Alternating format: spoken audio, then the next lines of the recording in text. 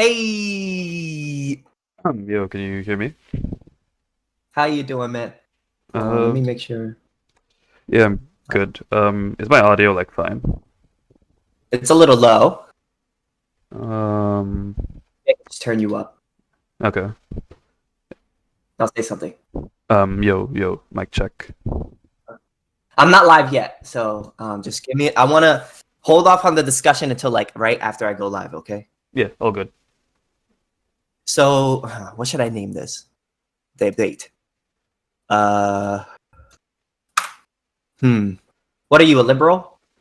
Yeah, you can just say I'm like left wing, I guess. Okay. I'm guessing you're gonna want to talk to me about anarcho-capitalism. Um, yeah, we can get into Or that. I mean, I'm mainly interested in like discussing the ethics, but we can, yeah, okay, so I'll just put it ethics of ancap anarcho-capitalism with you. sure.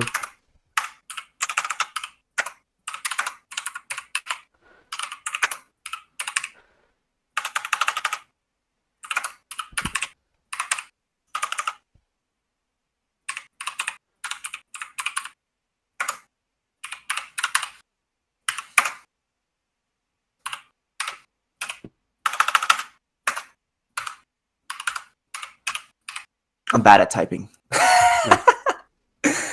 Okay, let's see. Uh,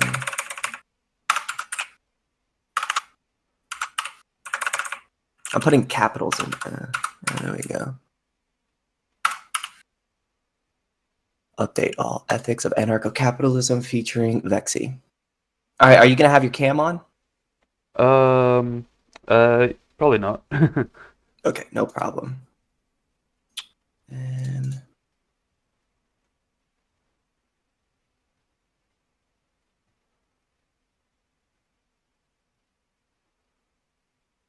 I'm sorry I took a little bit to get ready and stuff. That's all good.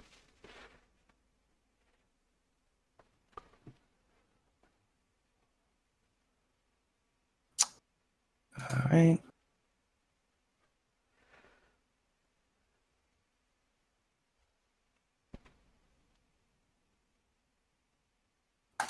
I am now live. Let me just make sure it's good on the.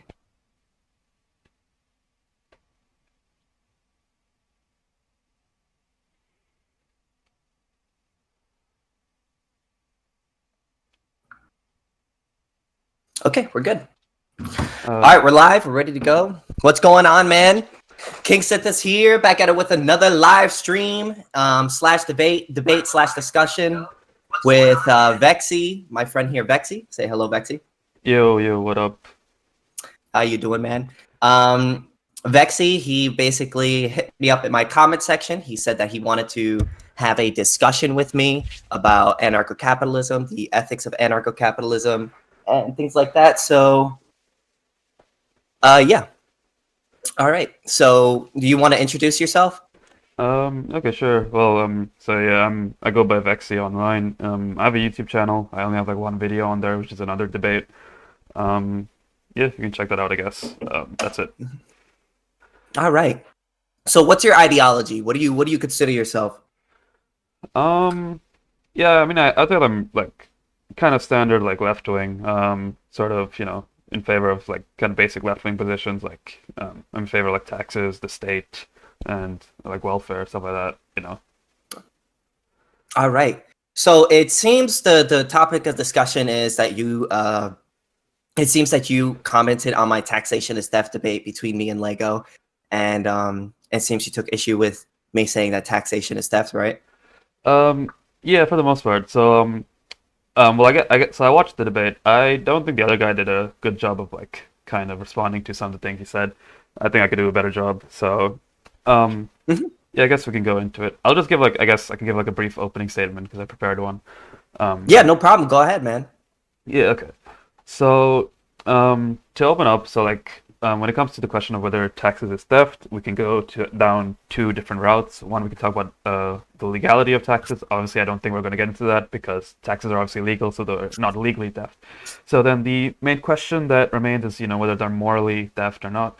This is going to depend on two different factors. One, so there are going to be two different arguments that we're going to probably get into. One being the ethics of like property rights and such like that. So whether or not taxes are theft, in my view, is whether or not you consider the property of the tax income or whatever is being taxed to be owned by the person who supposedly holds the income, or whether it belongs to the state or whoever the state distributes it to.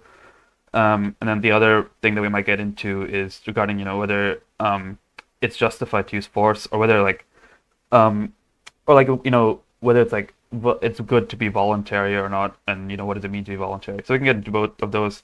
Yeah, so I guess like we can start with the first thing, which is property. So I hold the position that like I don't think that the taxes are the property of the a person who holds onto it. I just think they happen to be holding onto it, but I think it belongs to the state.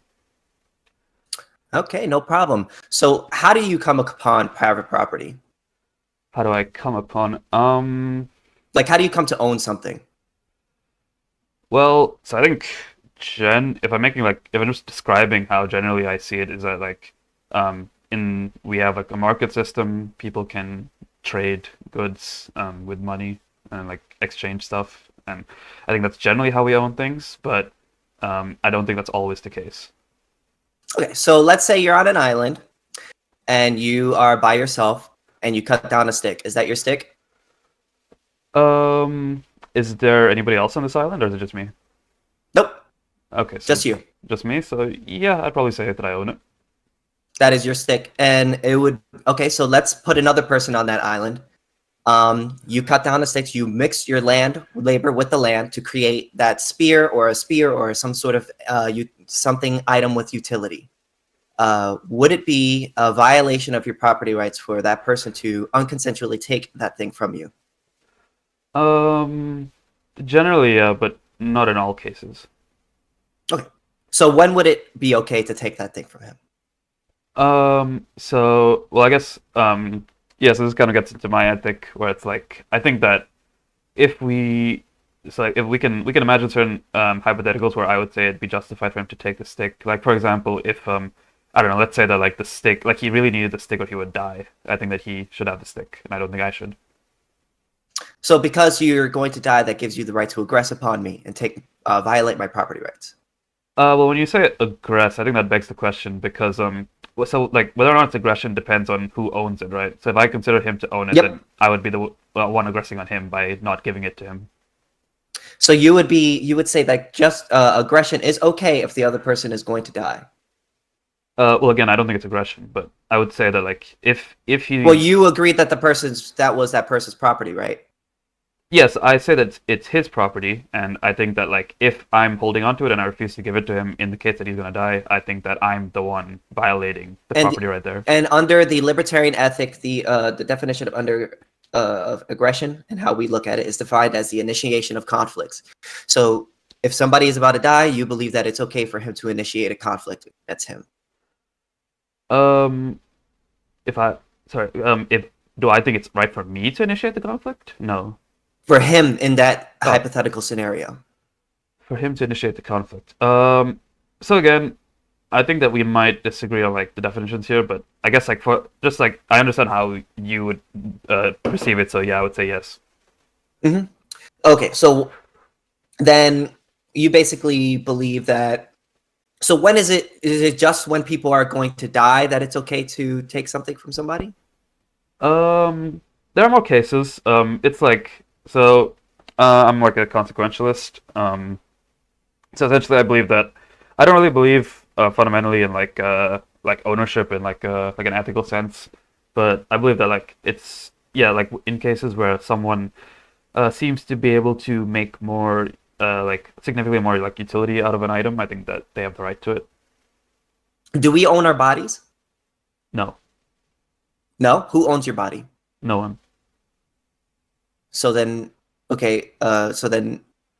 Is your body a scarce resource? My body. Well, yeah, I guess. Okay. So then, who has the right to that scarce resource? Um, so it yeah, it once again depends on the situation. So like I think generally I have the right to it, but like there are cases. So like for example, if I commit a crime If you and haven't committed an aggression.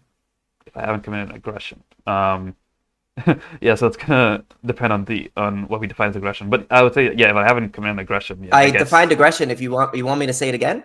No. So what I'm saying is that like, I understand how you define it. I'm just saying that like I would Mhm. have a disagreement on the definition, but it doesn't matter. It's like I understand how you're using it, but like, and I would just say that like, yeah, it's yeah, like Is it okay for somebody to initiate aggression upon your body without your consent? If you uh haven't committed an aggression against another person? sometimes yeah. Okay, when?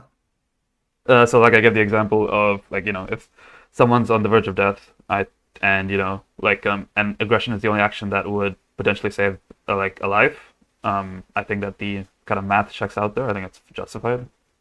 Okay, no problem. So, for instance, if there's a hypothetical situation where there's like a rare disease, where this group of people are going to die if they do not rape this one person or another person, you would say it would be morally justified for that group to rape that person, because if not, they would die.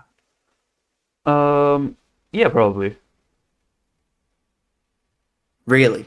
If it's like I mean, if it's a group of people who are gonna die if they don't violate one person's bodily autonomy, I think that's fine. I mean, like, so like, yeah, I know that that's like kind of a reduction in the view, but like, I could equally like postulate certain things against your view, right? I could be like, like, would it be justified to like steal a penny to prevent like 1,000 rapes? And you would say no. No, absolutely not. Yeah, And well, the thing is, because the person who is committing the thousandth rape is making a decision on themselves to commit that rape. So it isn't my fault that I don't allow someone to steal from me. Well, yeah, I mean, sure, I understand that, but like, if that was the only way to stop it, like, you would say it's immoral, which I think is kind of Of course, because committing aggressions is immoral, but also committing that thousandth rape is also immoral. So I'm not saying it's okay to commit those rapes. I'm saying both actions are wrong, but I'm also saying that it's not okay for you to take my penny to do if it meant preventing that. But that's not me saying that I think that it's okay for that to happen. Both actions are completely immoral. sure, yeah, Any aggression is immoral. yeah, sure. So you're not saying it's okay to happen, but like, you're saying that there's Mhm. no obligation to stop it if you have But the you would ability to. say, but you would say it would be good. So like there's two people at an island and one needs to rape the other person in order to survive. You would say it would be morally okay to rape that person. If two people are on an island and one need to rape the other to survive, yeah, I think, yeah. Yeah, so the difference between me and you is I would never morally justify rape, whereas I could put you in a situation where you could morally justify rape. Well, I mean, like, so, yeah, but it's kind of like, I think it's kind of a distinction of the difference. Like, you would say that, like, so you wouldn't say it's justified, but like, you wouldn't do anything to stop the rape in the case where you could. Well, I would try to stop the rape, but if it entails me committing an aggression, I would not commit the aggression. Yeah, well, Two aggressions does not solve for stopping another. What committing one aggression doesn't solve for another person committing another aggression. That person has, yeah. well, Sorry. so I gave you a hypothetical where it would be the case that if you aggress on someone, it would stop the other aggression, but you wouldn't aggress to No, stop the I would aggression. not, because that person, in the end of the day, an aggression is an act that another person has to initiate, right? And if another person is initiating an aggressive act, they are choosing to do that. So me refusing to give up my penny isn't me making them do that. It is just me refusing them to make the penny, and then they're choosing to rape someone. Whereas in your situation, there's two people, right? One needs to rape the other in order to get it, and you're justifying raping that person, and you're saying that it's good to rape that person to keep that other person alive. Yeah, so I'm saying it's justified. Yeah. Well, yeah, sure. Yeah, I mean, I guess that's like, You don't see the issue with that? um, well, I mean, You don't see any issue with that? well, so first of all, I guess to clarify one thing, I'm not saying that rape is like intrinsically good. I'm just saying that for the purposes of saving a life, I think that, or like saving lives, I think that there can be cases where it's justified. So the rape would still be a negative. It's just that I'm weighing like overall what's the cost benefit, like the harm to like My issue, yeah, so like my issue with this whole ideology is that basically you could justify any immoral act if I can convince you that it is better than the other act. you could, well, I mean, like, Genocide, rape, child murder, child prostitution, any immoral act. well, okay, so like, yeah, I mean, you could like stipulate hypotheticals where I could say that it was justified. Like, obviously, we could do that all day, but I'm like, I mean, like, I wouldn't like advocate for like just people can just rape whatever they want. It would have to be like in situations where I understand that yeah, you may listen. I'm not saying that you think that people should be allowed to rape whoever you want. yeah, What I'm saying is that I can give you. You can never give me a hypothetical where I would say it's okay to rape someone. Never. There's not one hypothetical. I could give you a hypothetical where you would say it's morally okay. In fact, you would say it's morally obligated to rape somebody. yeah. I would say it's morally justified. Yeah, yeah. See, my issue with that is then you could basically justify any immoral act: genocide, murder, rape, racism, child prostitution, child slavery, rape, and anything, any immoral act, if I could convince you that it's better than the alternative. I mean, yeah. Well, I mean, like, okay, so again, we could go back to like the other thing where it's like the same would happen to you, except and you would say that you wouldn't be like as long as the only way to stop it would be to commit an aggression. You would also say that you're not obligated to do anything to stop it, which I feel is kind of equally worse. I mean, but am I the one committing the aggression against that person? No, but I think it matters if you could stop it. Do I think that it's okay to commit an aggression against that person? Well, I mean, so the thing is, I don't think that it's okay either. Right? I think that, but like, I think it would be morally justified to do that? Yeah, so you wouldn't think it's morally justified to stop like a lot of to do that acts. To rape somebody. Yeah, to like stop like an even worse act, right? Yeah. So no. If I refuse to give them my property, and that person goes and rapes those 1,000 people, I would still think that it's immoral for them to do that. Well, no matter what, right? Okay. Yeah, you would think it's immoral, but I mean, the thing is that like if the only whereas you would think that it would be morally justified, you would not think it would be immoral. You would say it would be moral to do that. Yeah, I would say it'd be morally justified. Yeah. Yeah. So that's the difference between me and you. Sure. Well, I mean, like, yeah. Okay. Yeah. Well, I guess that's kind of like a fundamental moral difference, I guess. Like, I just think that like there's. See, the thing is, I have an ethical, deontological view, right? Yeah. I don't think it's right to commit any aggression for any reason against any other person. Rape, murder, taking their private property, stealing a penny from them. It's not right. You know what I mean? It's just simply is not okay to do that. And to stray from that, to say that it is okay to commit an aggression, you basically have no real ethics. Your ethics can be changed on a whim based on circumstance. I mean, like, I think that's, well, I mean, to me, that's kind of obvious, right? I think that, like, an ethic would have to change based on the circumstances. No, well, the thing is, if it causes people to commit aggressions against other people, to me, that's always going to be wrong. Yeah, sure. So I guess, like, okay, so because we keep bringing up the word aggression. So yeah, I guess like so I have like a different. So like I said before, like I have a different like definition of aggression. So like when I say that, like for example, it's okay, like I would not consider the state taxing someone to be aggression, like in my view. Okay. Are you consensually paying into taxes? No.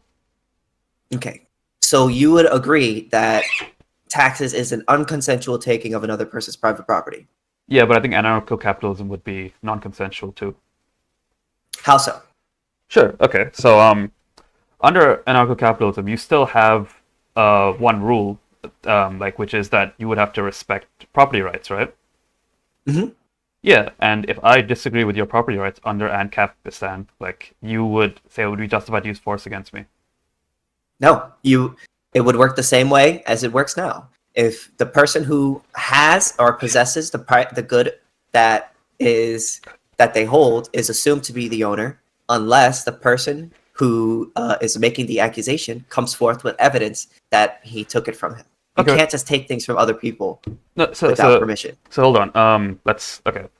Are you like do you know what moral realism is? No. Are you okay? Do you believe like morals are objective? I don't know. I'm dabbling in it. Yeah. Okay. I'm still learning it. Are you Are you like one of those like argumentation ethics people? I'm learning about it.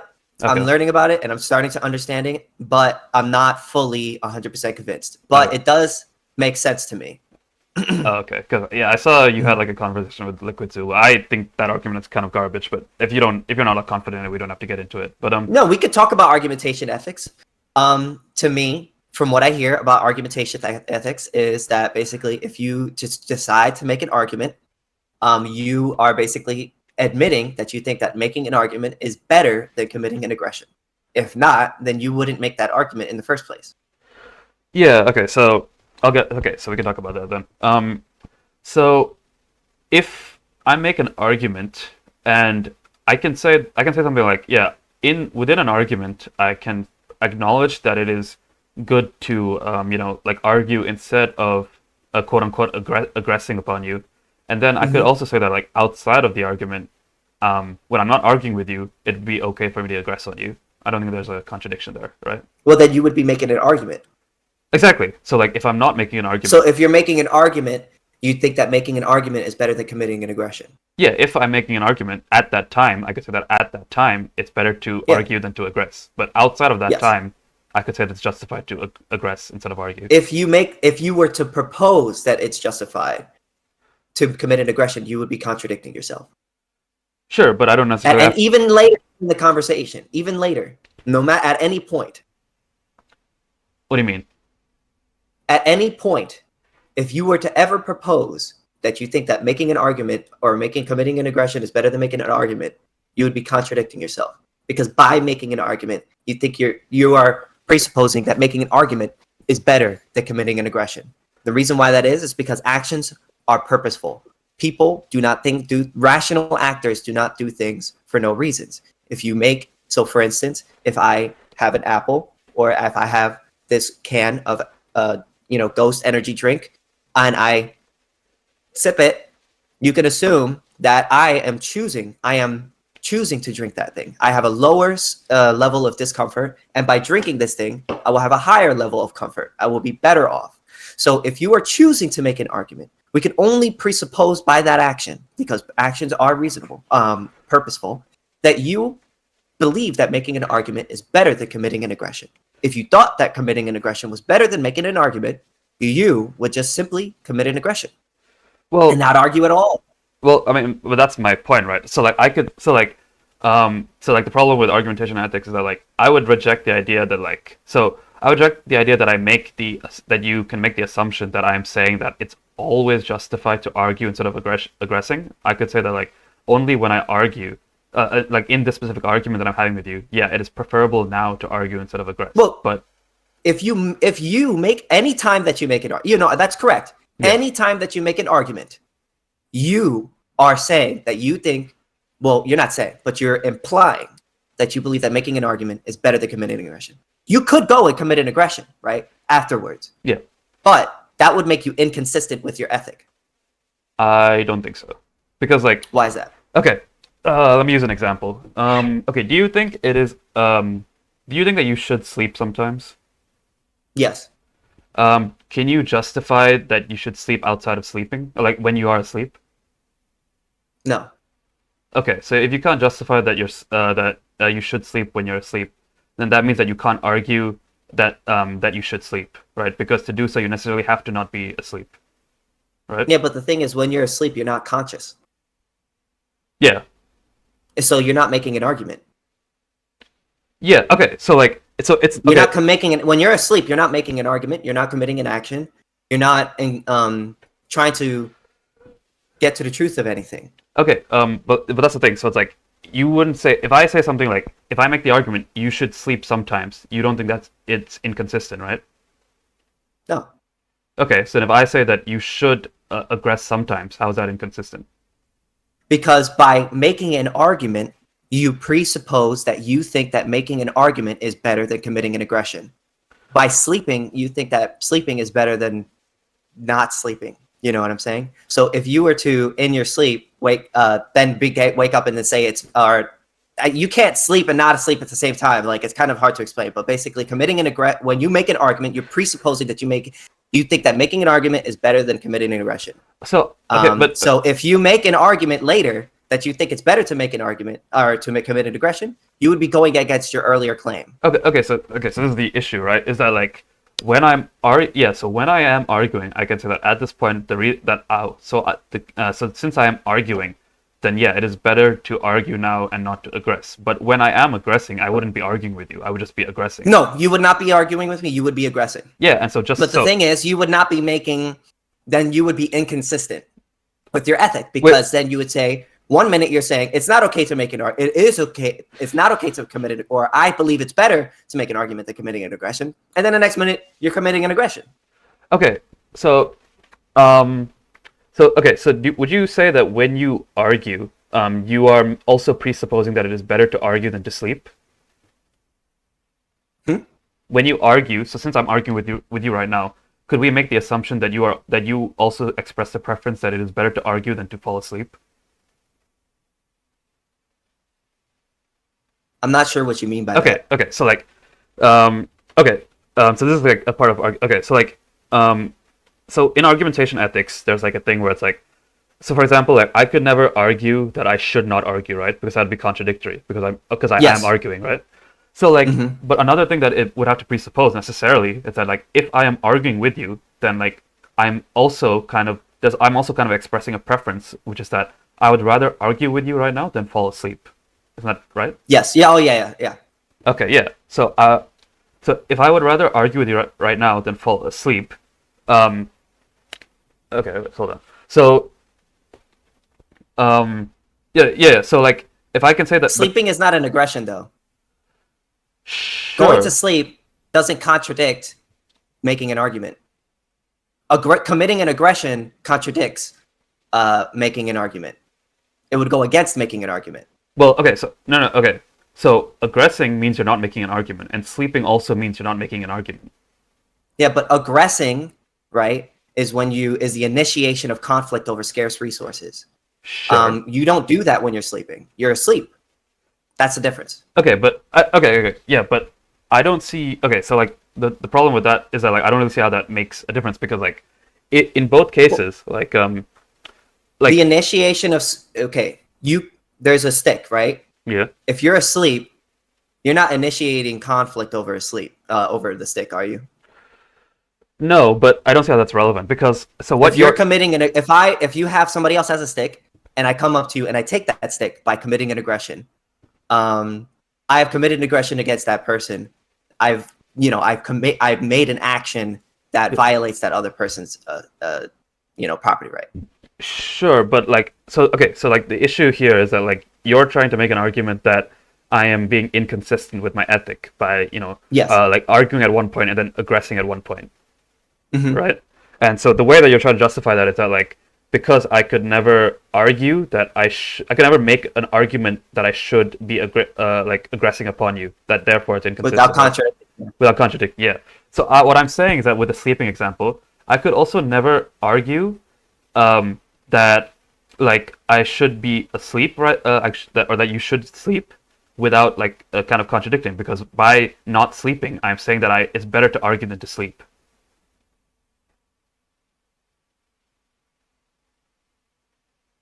It's better to argue than to sleep. Yeah, but that doesn't mean. Yeah, but sleeping doesn't contradict making an argument. Yes, it does. If you're asleep, you can't make an argument. Yes, but the thing is, sleeping is not an aggressive act. But how is that relevant to the inconsistency? It would still be inconsistent, right? If I argued that I should be asleep right now, because if I'm not sleeping right now, yeah.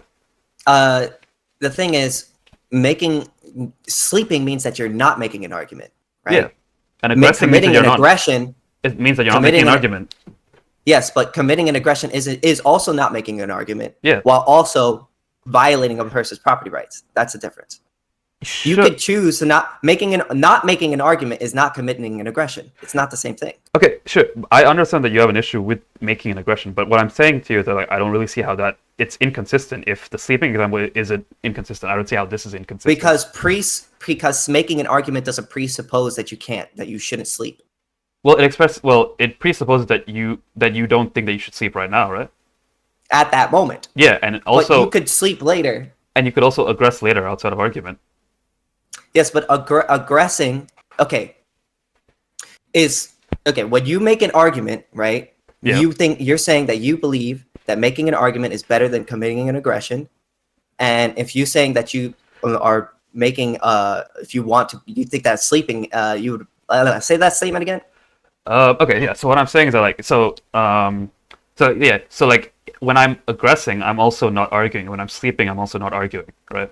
Both are and I when I am arguing, I could never argue that I should be aggressing, and when I'm arguing, I could never argue that I should be sleeping, because when I'm arguing, I'm expressing that I don't. I prefer to, yeah. Okay, I understand. Yeah. The problem with that is when you're committing an aggression, you're bypassing argumentation to commit an action.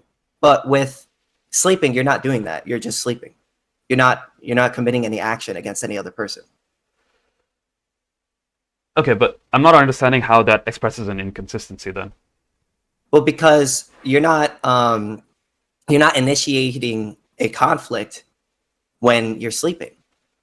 When you make an argument against somebody, you're initiating a conflict, right? And by having a conversation or trying to come to the truth of a situation, you're trying to come to the truth. You're making an argument. You're trying to come to the truth of a situation, right? Yeah, and then you're if not you choose to aggress afterwards. Then you're making it. You're basically going against what you were saying before.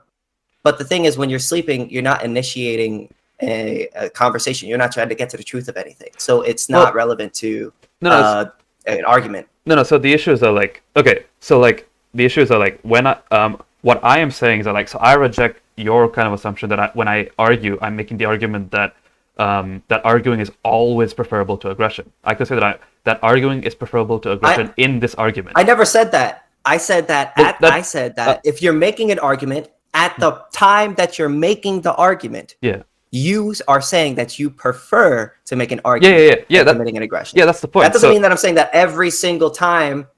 You know what I'm saying? If you were to later say you do think it's better to commit an aggression, because you're saying 1 minute you're saying I think it's not okay I think it's better to make an argument than committing an aggression, and then next minute you're saying I think it's better to commit an aggression. Yeah, you're not really being consistent there. Wait. No. Okay, so but then that could apply to the sleeping as well, because when I'm arguing with you, I'm saying I prefer to argue than to sleep, and then when I'm sleeping, I'm expressing the preference that I prefer to sleep than to argue. So how is that not inconsistent as well then? Well, because you don't think that you're not saying that you don't think you should sleep. You're just saying that you think that making an argument is better than sleeping. Okay, but wait, why couldn't I say that about aggression as well? I'm saying that I'm not saying that when I'm arguing, I'm not saying that I shouldn't aggress. I'm just saying that right now, arguing is better than aggression. Right? It's the same thing. Yeah, but I never said that by making an argument, you're saying that you shouldn't aggress. All I'm saying is that 1 minute you're saying that I should aggress, and the next minute you're saying I shouldn't. Okay, and at one point in time when I'm arguing, I'm saying that I shouldn't sleep, and when I'm sleeping, I'm expressing the preference that I should sleep. It's the same thing, right? Let me think about that. I'm not really good with this whole argumentation ethics thing. Yeah, that's fine. That's my whole understanding of it. That's just my understanding of it. Yeah, I have to think about that. That's fine. We didn't need to get into that. I was okay without getting into that. But I guess what I would have to say to that is, if you're, but sleeping doesn't contradict making an argument, does it? Well, I mean, if you're asleep, you can't make an argument, isn't that right? Yes, but that's not contradicting making an argument.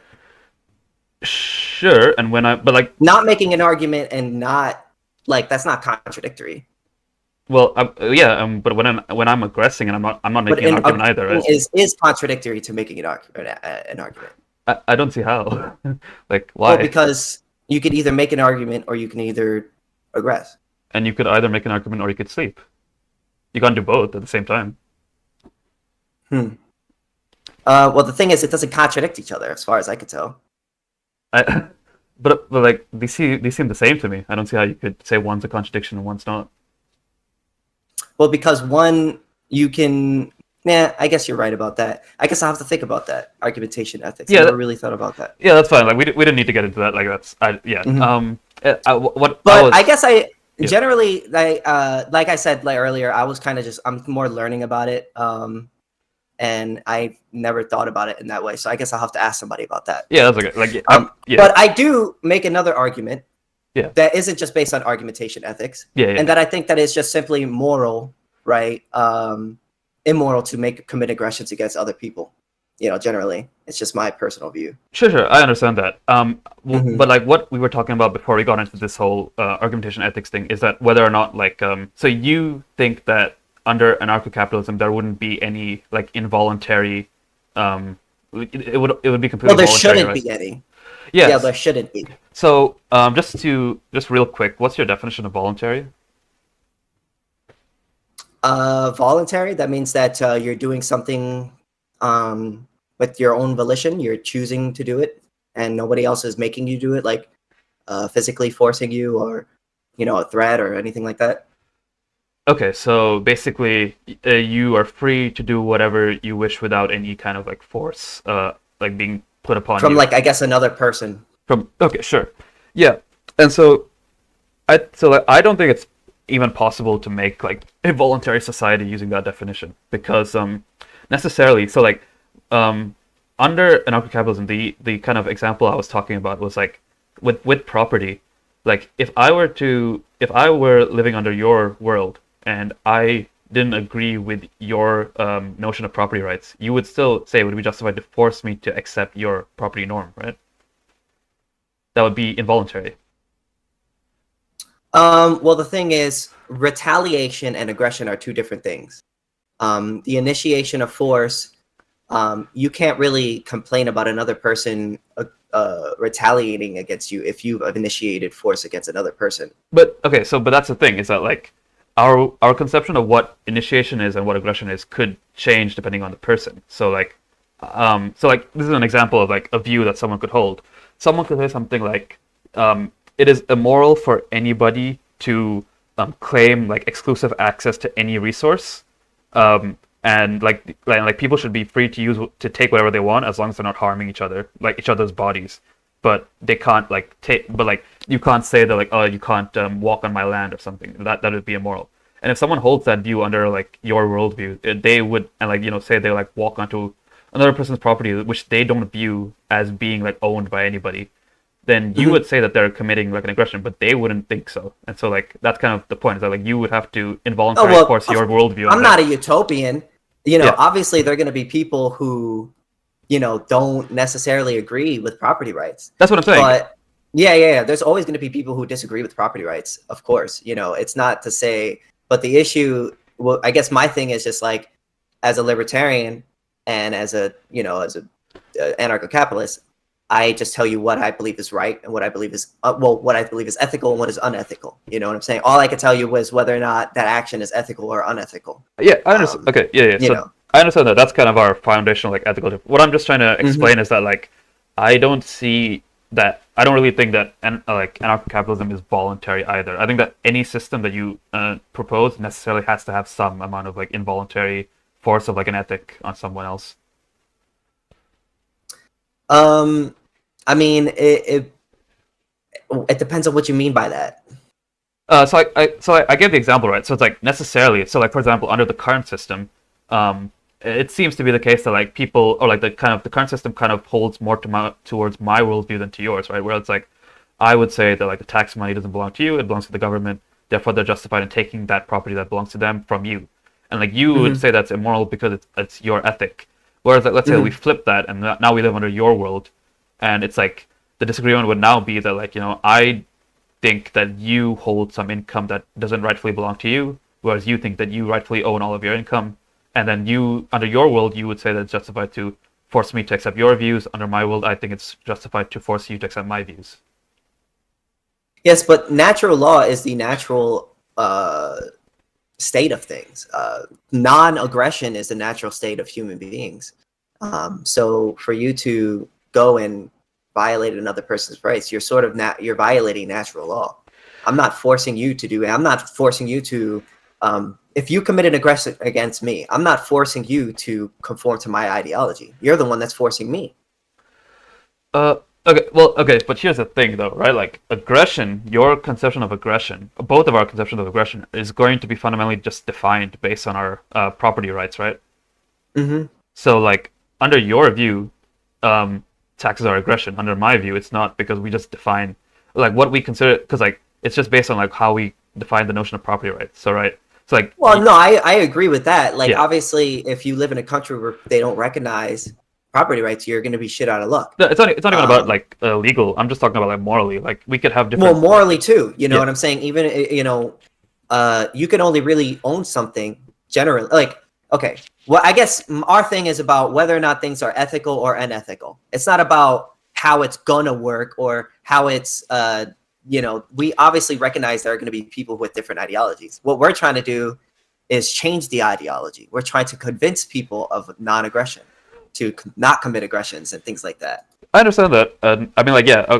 So yeah, I get that. That's kind of like, again, like another kind of difference is that we have a different set of ethics, as like I guess we've kind of already established. So like these kind of concepts of like aggression, whether something is ethical or not, is gonna like that's kind of like just the disagreement, the main like dispute.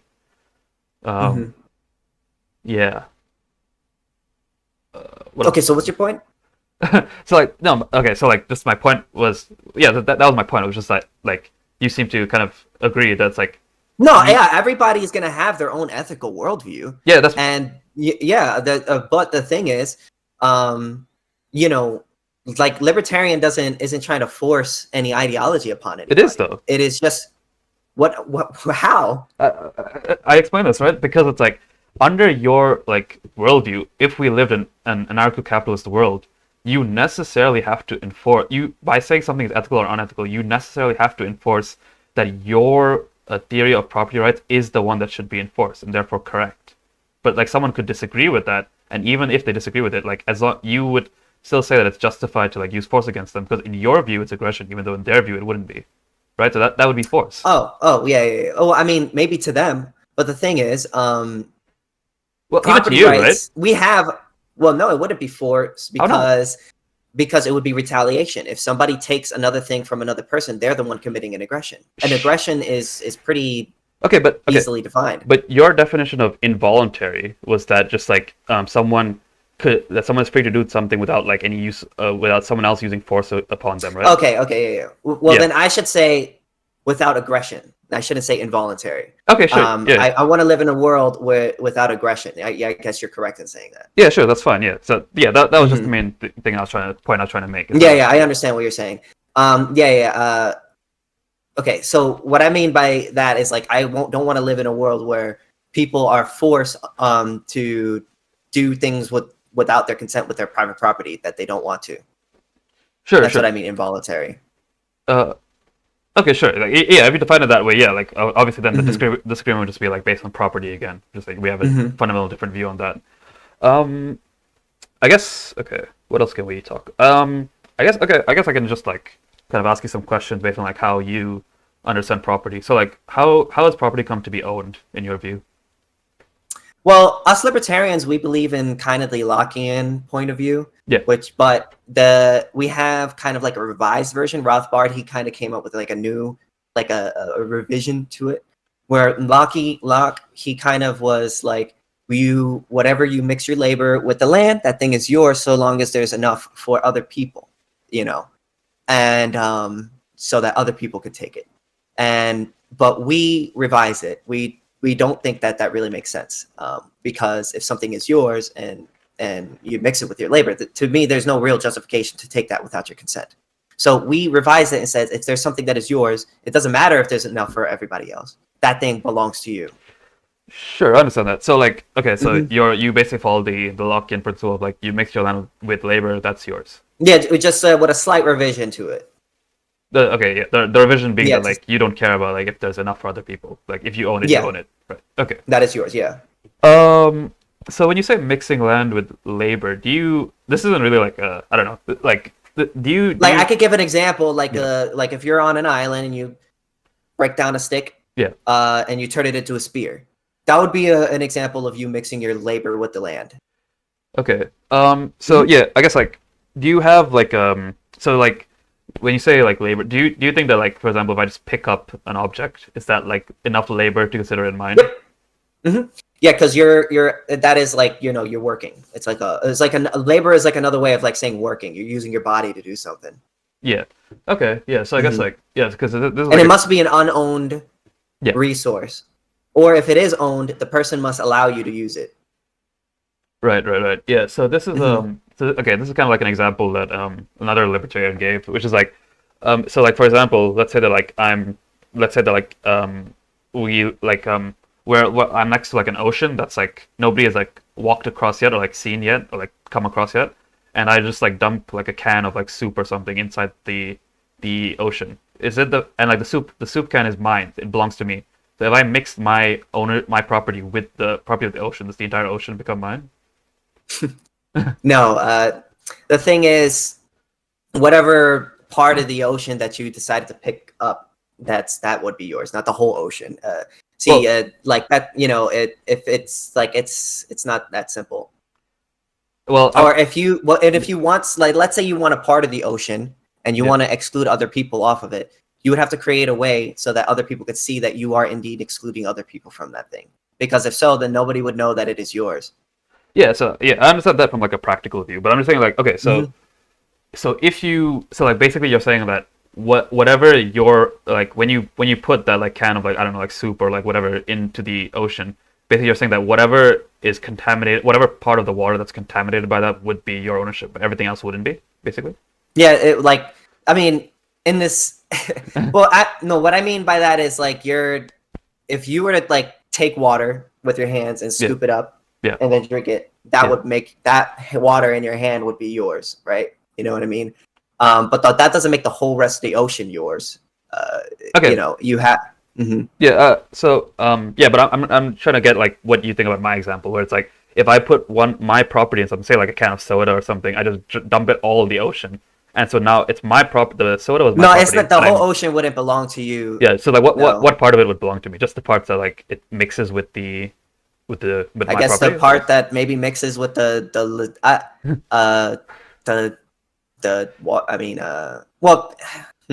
what are you're taking a can and you're throwing it into the thing? Yeah, and the can so like the contents of the can. Well, the can would belong to you. Yeah, but like the contents of the can isn't your body, so you're not mixing your land with the labor by that thing going into the water. So my example would be a better example because you're actually using your labor to pick up water, right, and then drink it. Well, okay. Well, I guess that's because. So, for instance, if you build a house on somebody else's land, that doesn't make that land yours, right? Sure. But that's the house may be yours. Yeah, but that's because like the land was already owned right beforehand. I'm trying exactly. Yeah.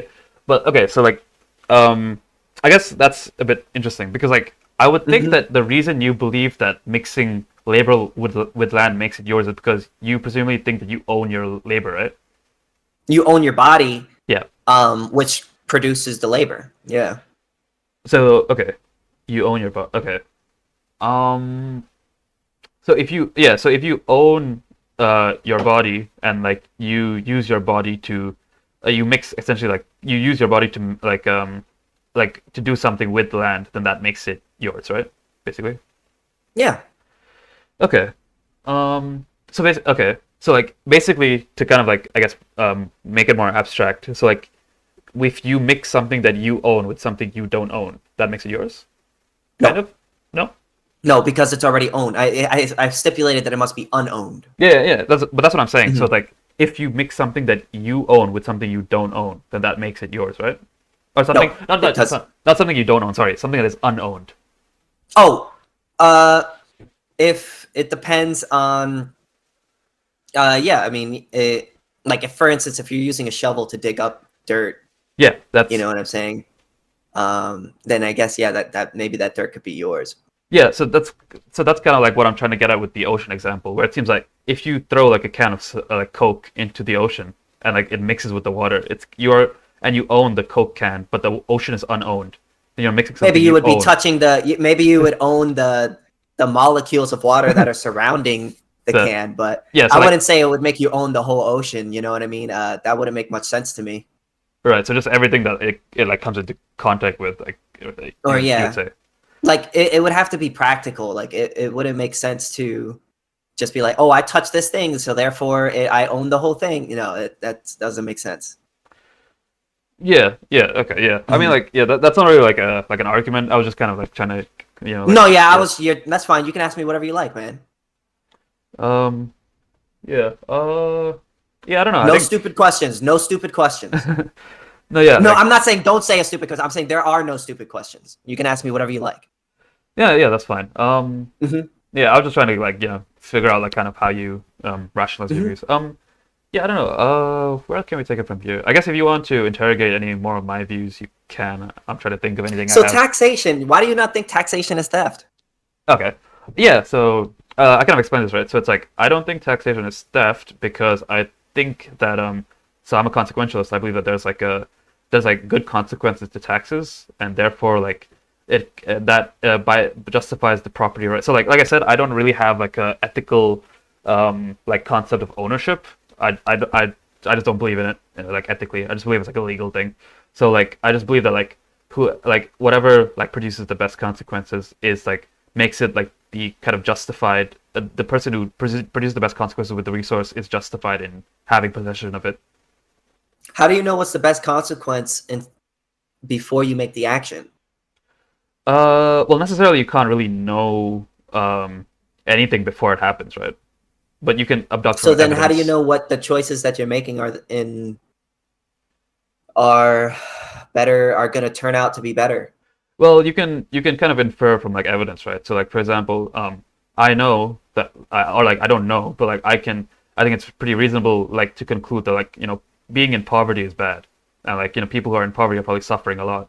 And I think that Hmm. like if you tax someone, you take like a small portion of their income, you give it to someone who has less money but can make but like like a dollar to like a poor person is a lot more value than a dollar to a rich person. So I think if you take that dollar from the rich person and give it to the poor person, it seems that it would increase the amount of like like good, positive, like sort of happiness in the world.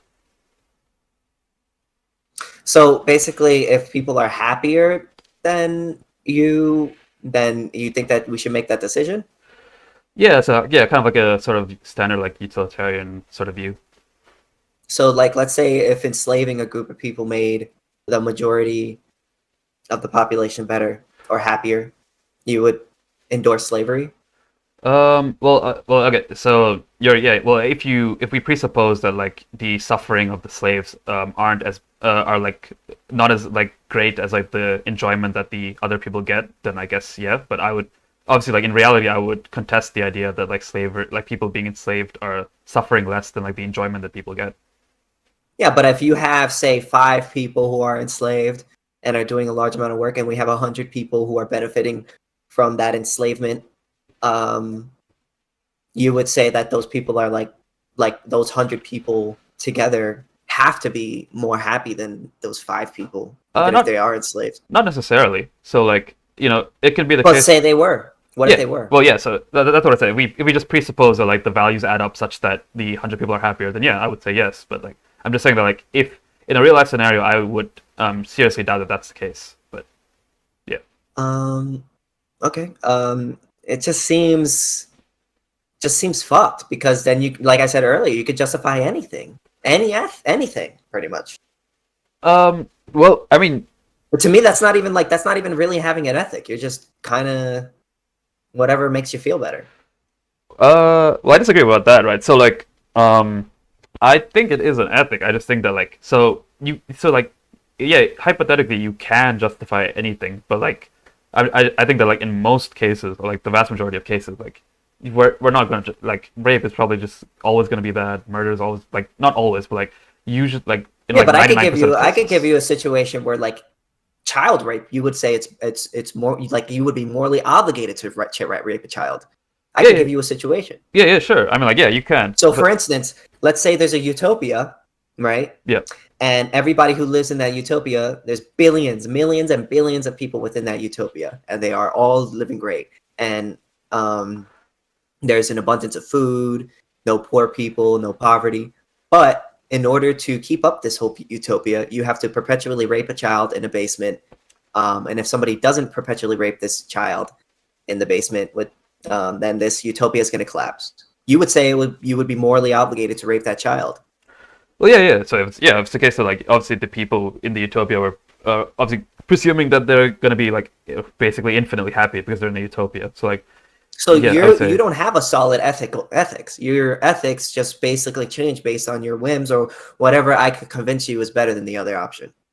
I don't think that necessarily follows, right? So like I've kind of given you like I think the standard, which is that like whatever results in the net highest amount of like No, I know, utility but such. Yeah. what I'm saying is that you don't have a solid ethic, as in, like, for instance, I would say rape is wrong no matter what. No matter what hypothetical you give to me, rape is always going to be wrong. It's never going to be okay for you to use another person's body without your consent. But with you, it changes based on the circumstance. Yeah, I mean, like, yeah, well, yeah, because, yeah, I don't think that anything is, like, always 100% of the time wrong. I think that, like, we can talk about very, very niche cases where it might be justified. I don't really see that as, like, a necessarily, like, kind of bad thing for an ethic to say, right? Like, I think things do change based on the context. Well, it's a bad thing if you think that rape is wrong. Yeah, I mean, like, well, yeah, but I think that, like, like, if you have to rape someone to save the entire world, I think saving the entire world is good, and I think, that justifies the bad thing you have to do to save the entire world. I don't know. Mm-hmm. Yeah. So, like, in the end of the day, it's just like about making people happy, basically. Yeah, but yeah, you can summarize it as that sort of. Even if making people happy is at the expense of other people.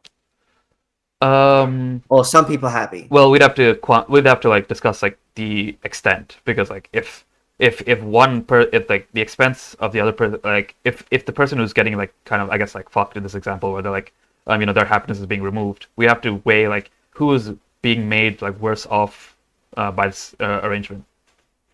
How do you know whether or not someone's happier than another person? You can't like measure that.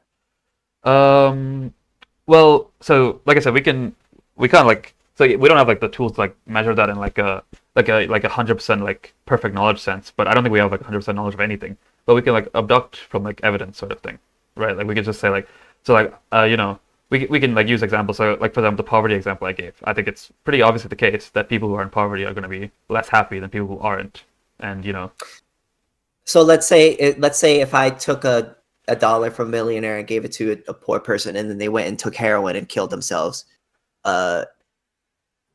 you would say that would say that would be justified or unjustified?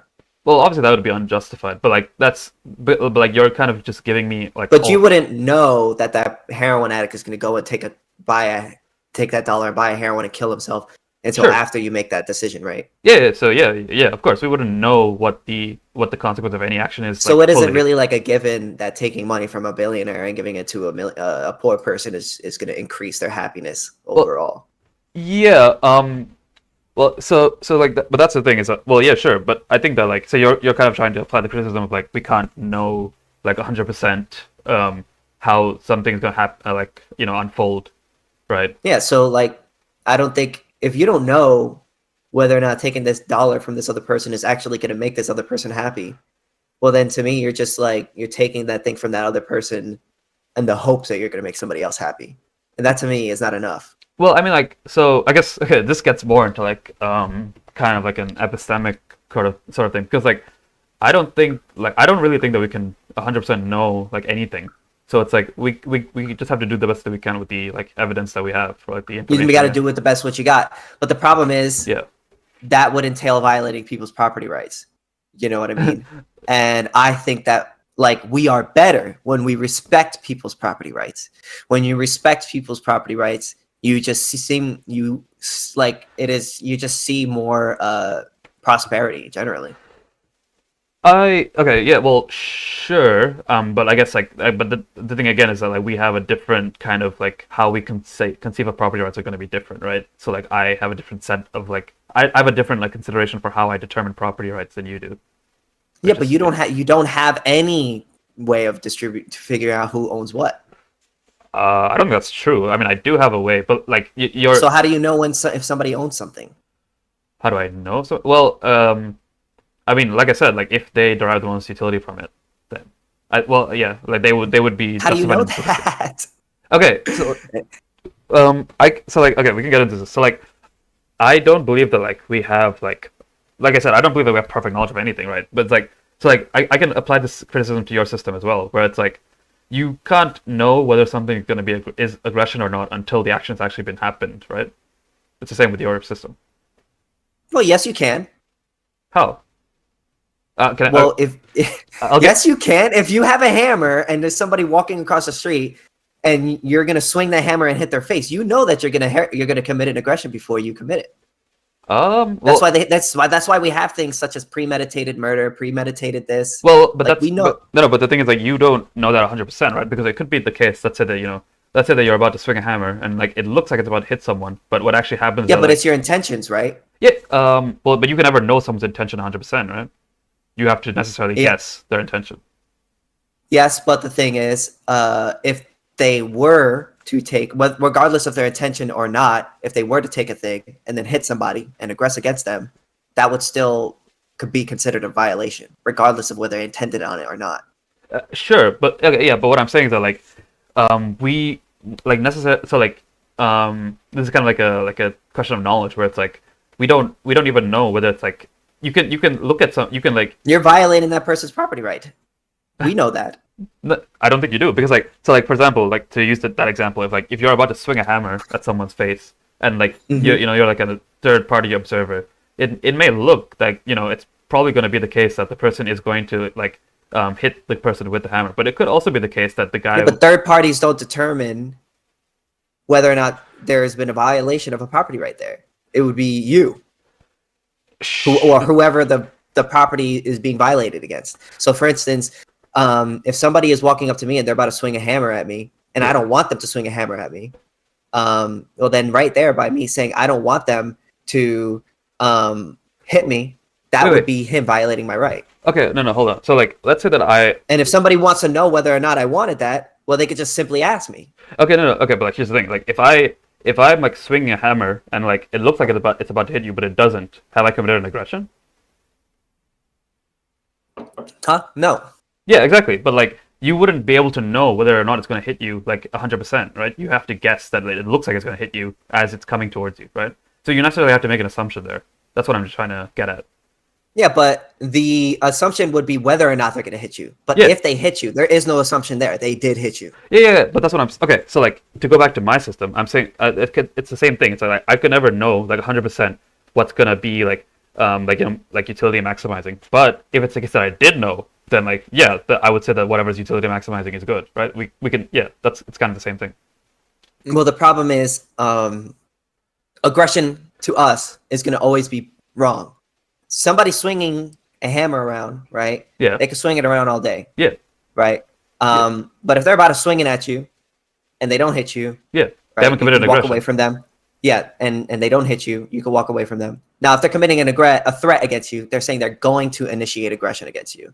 Then you could reasonably say that that person is going to commit an aggression against me. I would see you had to include the word reasonably there because necessarily you have to make an assumption that if somebody's telling you they're going to commit an aggression, it's you would have. I mean, you have to go by their words, right?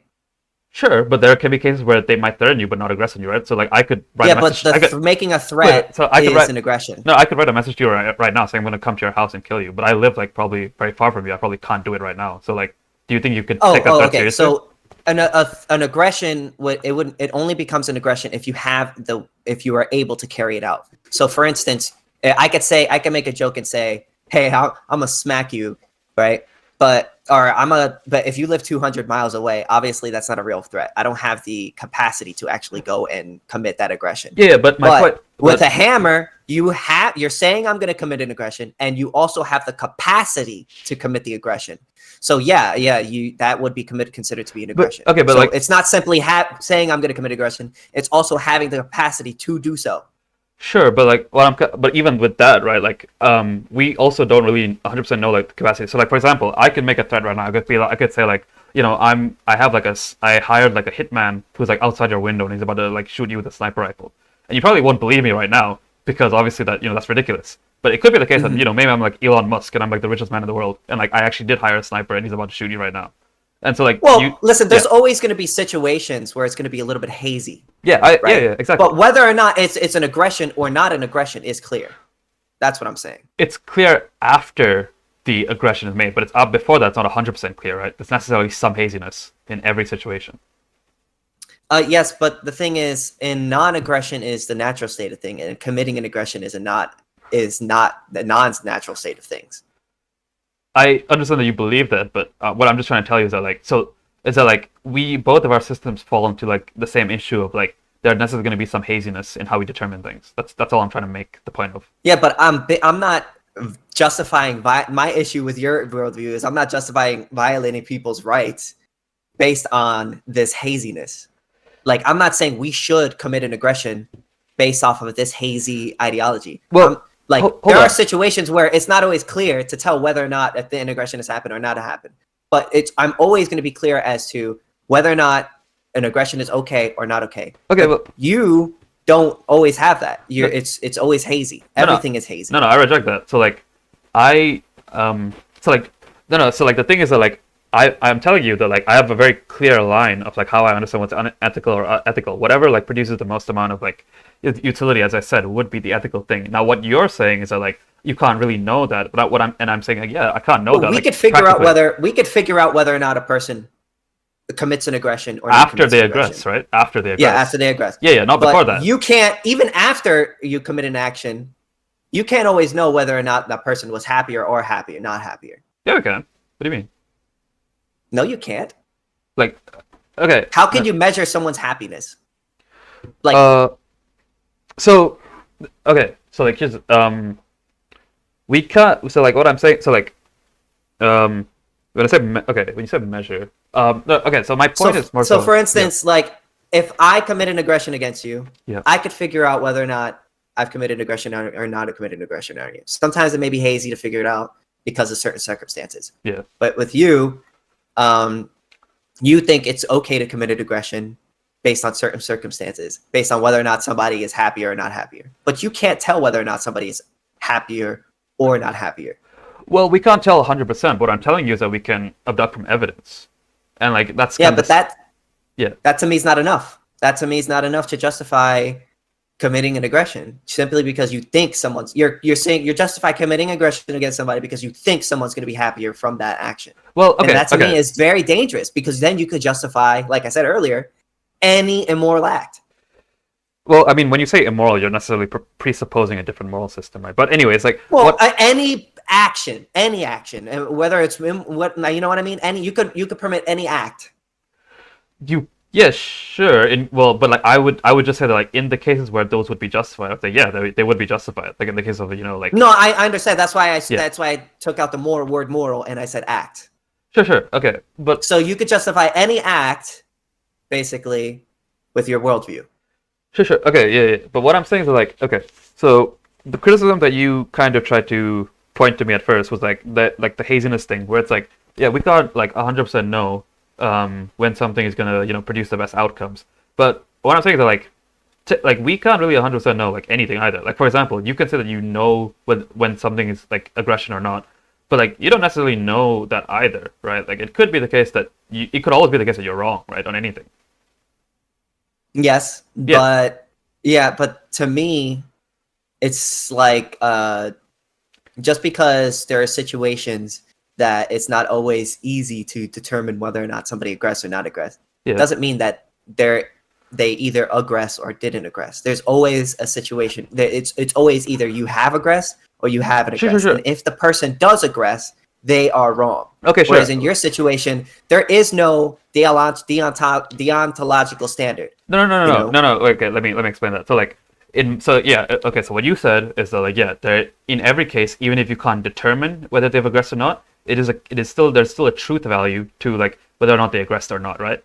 And in my ethic, I'm saying that like, yeah, there are going to be a lot of cases where I can't like 100% determine what produces the best outcome, but there's still a truth value to what produces the best outcome, like even if I can't like 100% know it. Yeah, but there's no objective metric to be like this is the best outcome. It's based on your what you think is the best outcome.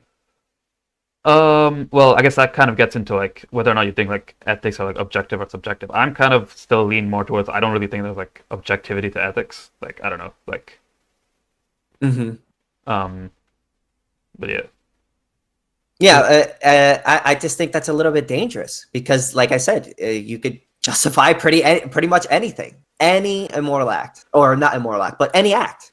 In my system, there is some haziness. It's not always as easy to figure out whether somebody is committed aggression or not committing aggression. There's always going to be some situation where it's a little bit hazy, but we're always going to say that it's wrong to commit an aggression. Well, sure, no matter what. but I'm always going to say that it's wrong to like commit an act that would make things like make people less happy or make things worse. That's going to be my line. Yeah, but then you could justify pretty much any act with that worldview. Well, sure. Okay. Well, yeah. I mean, like in certain situations, you can't justify every act with my worldview. Well, in your worldview, the difference is that like I could give an example of something, and then like you would like that something bad could be happening, and you would say that you have no obligation to stop it. Well, it depends on whether you consider that to be bad. Yeah. I mean, that's kind of like the entire thing of the discussion, right? Yeah. Like, so could you want to give an example? So like I mentioned, right? Like stealing a penny to like save the world. You would say that's immoral. I would consider that bad. Yeah, it would be immoral to steal the penny. It would also be immoral to destroy the world.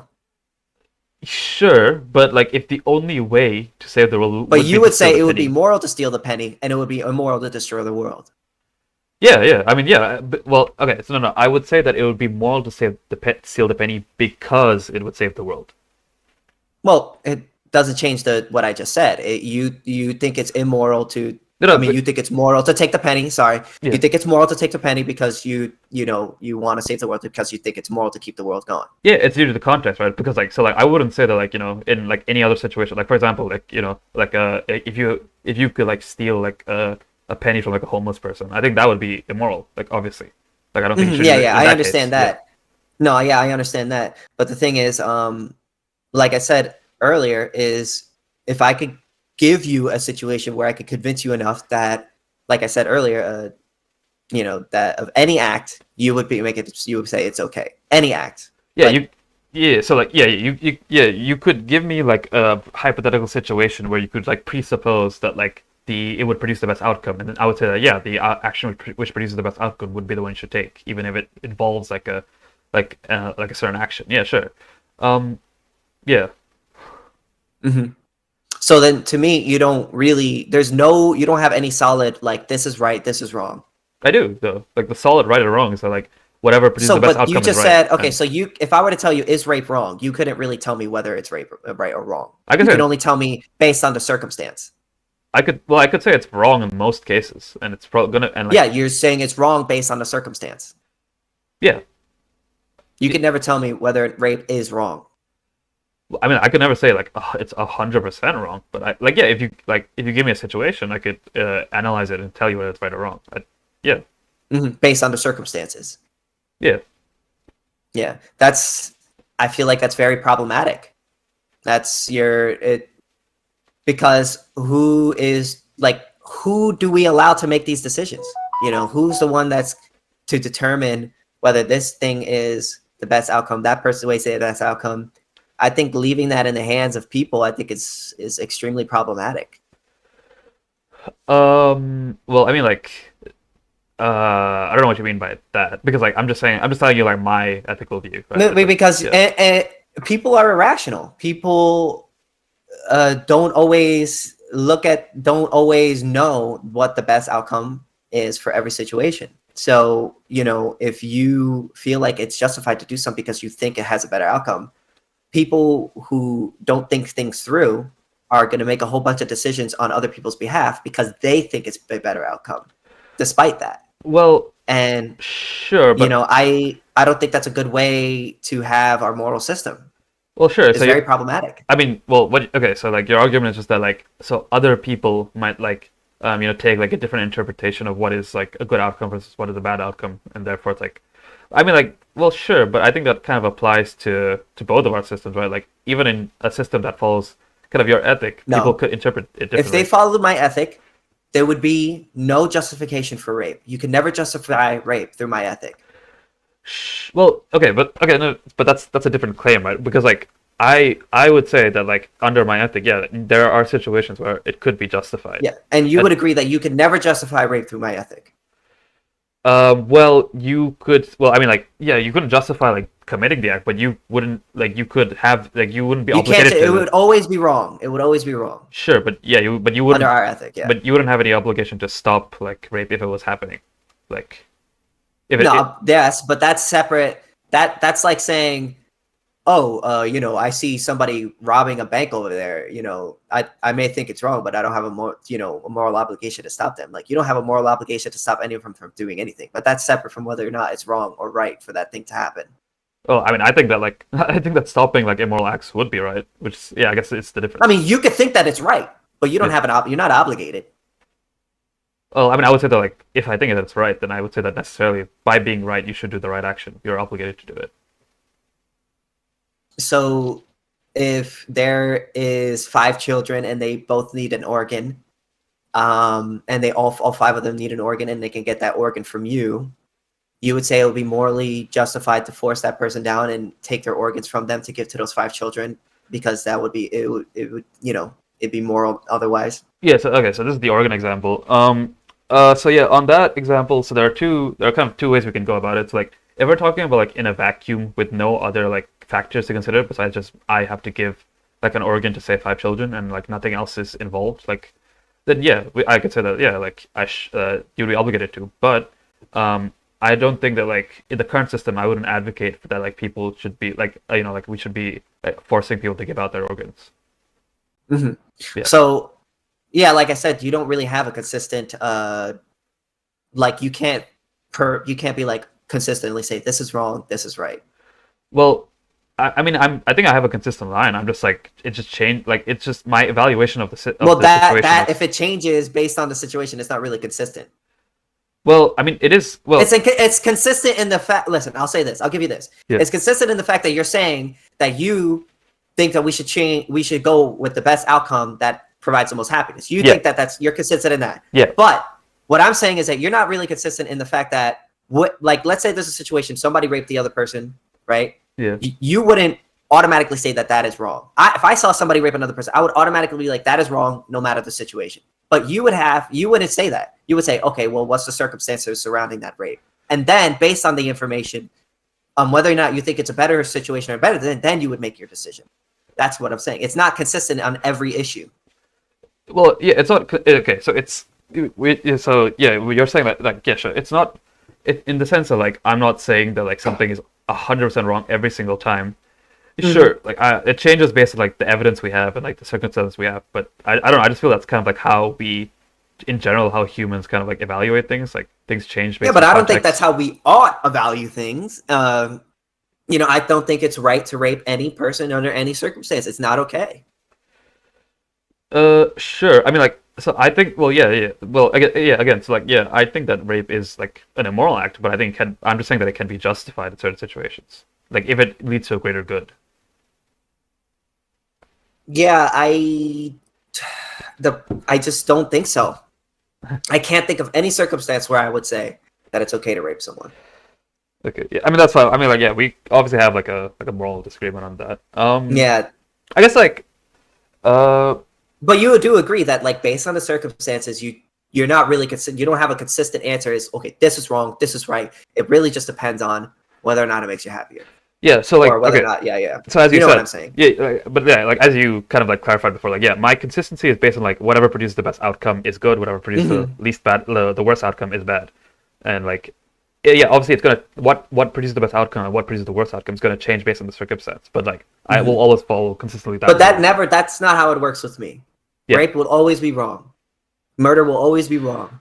Stealing will always be wrong for me. Okay. Yeah. Yeah. Sure. That's kind of like a foundational ethical disagreement. Okay. Yep. So beyond that, I have one more thing that maybe we can get into, and then like after that, I'm out of ideas. So like. Yeah. That's fine. Sure. So okay. So like when it comes to property ownership, I want this is kind of like an interesting case. So do you think that people are like what makes someone the same person over time? What do you mean by that? So, presumably that you would think that you right now and you 10 minutes ago were the same person, right? Yeah. What makes you the same person that you were 10 minutes ago?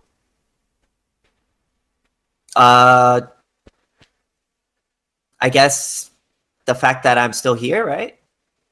The fact that you're still here. I'm not sure how to answer that question. You're not sure? Yeah, I'm not sure how to answer that question. I guess How do I know that I'm the same person that I was 10 minutes ago? Yeah. Is that what you're asking? Yeah. Well, it's the only thing that I could know. Like it's based on my perception of the world. Okay. So would you say that you at 5 years old is the same person as you at your current age? Or do you think that like yeah? Well, we're the same person as it depends on what you mean by same person, you know. Yeah, that's As kind like of what I'm asking you. It's like what do you think makes you the same person? yeah, I guess in the sense of like, you know, yeah, I guess you. It's kind of a hard question. Yeah. Yeah, I guess I would say generally yes, but you know, people could make the argument, oh well, every cell in your body has been replaced, Yeah. everything, you know, or that some people this, some people that. I guess I can't really give you a solid answer to that. I guess I would have to say that, yeah, you are. I to be consistent, for it to make sense, I would have to say that you are the same person. But I guess there isn't no 100% way to prove one way or the other. I guess we can only assume it based on the information. Okay. Yeah. Okay. So the reason I asked that question is because like, so I actually like disagree. Like I actually don't think that there's like anything that makes one person the same person over time. And I think the reason that what this has to do with like kind of your ethics is that like, so when it comes to property, you don't believe that like a different person can own something unless they've been given consent by like the current owner, right? I think I know where you're going with this. Are you trying to say that because you accepted something a while ago, and a while ago you're not the same person as you were before, so therefore you would be stealing from that prior person? Yeah. So I'm kind of saying that like so what I'm trying to kind of So argue. let's say if that was true, Yeah. that prior person is no longer around, right? Yeah. Yeah. So Okay, so then if their property would then be go into the commons, right, essentially, and then the person who possesses it would then be the person who owns it. So even it, you know, so it would basically transfer to the person who is currently inhabiting that body. That body or that property? Well, the body and property. Wait. What? So what do you? Well, I don't. Well, I'm not accepting what you're saying is true. I do think people are the same person through their whole life. But let's say that they were. The person who isn't there anymore would be considered to be dead, and the person who inhabits their body after that would be, well, basically taking over their body and their property. Well, but you would agree that like even the body isn't the same body over time, right? Yeah, but their body is replacing its cells, right? And then that body, it's you know, so yeah, that doesn't hold up for me because at the end of the day, you're transferring that title to your future person. Yeah, and so the reason I kind of view this as like kind of like a sort of like a thing that kind of But defeats like I'm your- just yeah. going off of your hypotheticals. Let's say it was true. I don't think that is true, but let's say it was true. I would say to resolve that, it would be basically the person who was there before is now transferring the title to the person who is inhabiting their body after, which is the same person to me. Okay. So for instance, let's say like if your grandmother dies, right? Well, who does that stuff go to? Well, it goes to you because you're her child. They're her descendant. So it's basically the same way. Well, They can't dispute you doing anything with that property if they're no longer dead, because if they're dead, they no longer own it. well, I mean, okay, well that gets into kind of some interesting things, but like because like, but you would agree that like, let's say that your grandma didn't consent to giving it to you, but wanted to give it to another person. You think that it should go to the other Oh, person, right? if she didn't consent, well then no. Well then it wouldn't go to you. If she wanted to give it to someone else, it would go to whomever she wants to give it to, or you know, or it would just go into common if she wanted that, like whatever she wants to do it to it. But let's say if I haven't expressed that I don't want my future self to not have this, then we can only assume that you are giving it to your future self. Wait, right? so you think that like, you think that you have to express that you don't consent to something? Well, you can't know. But you don't. But don't you can't think know if they don't. But don't you think you have to express consent, not express not consent? If you're dead, you can't express not consent or not consent because you're not alive anymore. Yeah, but what I'm saying is like for example, like wouldn't you think it's like under your worldview, wouldn't you say that like the grandmother would have to like write a will saying that yes, I want to give the property to you for you to conclude that yes, it does belong to the child.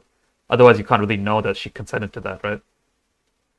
Well, it's presumed that by having that child, literally, that's how it works. Okay, so you're just making like an assumption like automatically that it must be like the child's once the person passes away. Well, the thing is, yeah, because like why else have that child?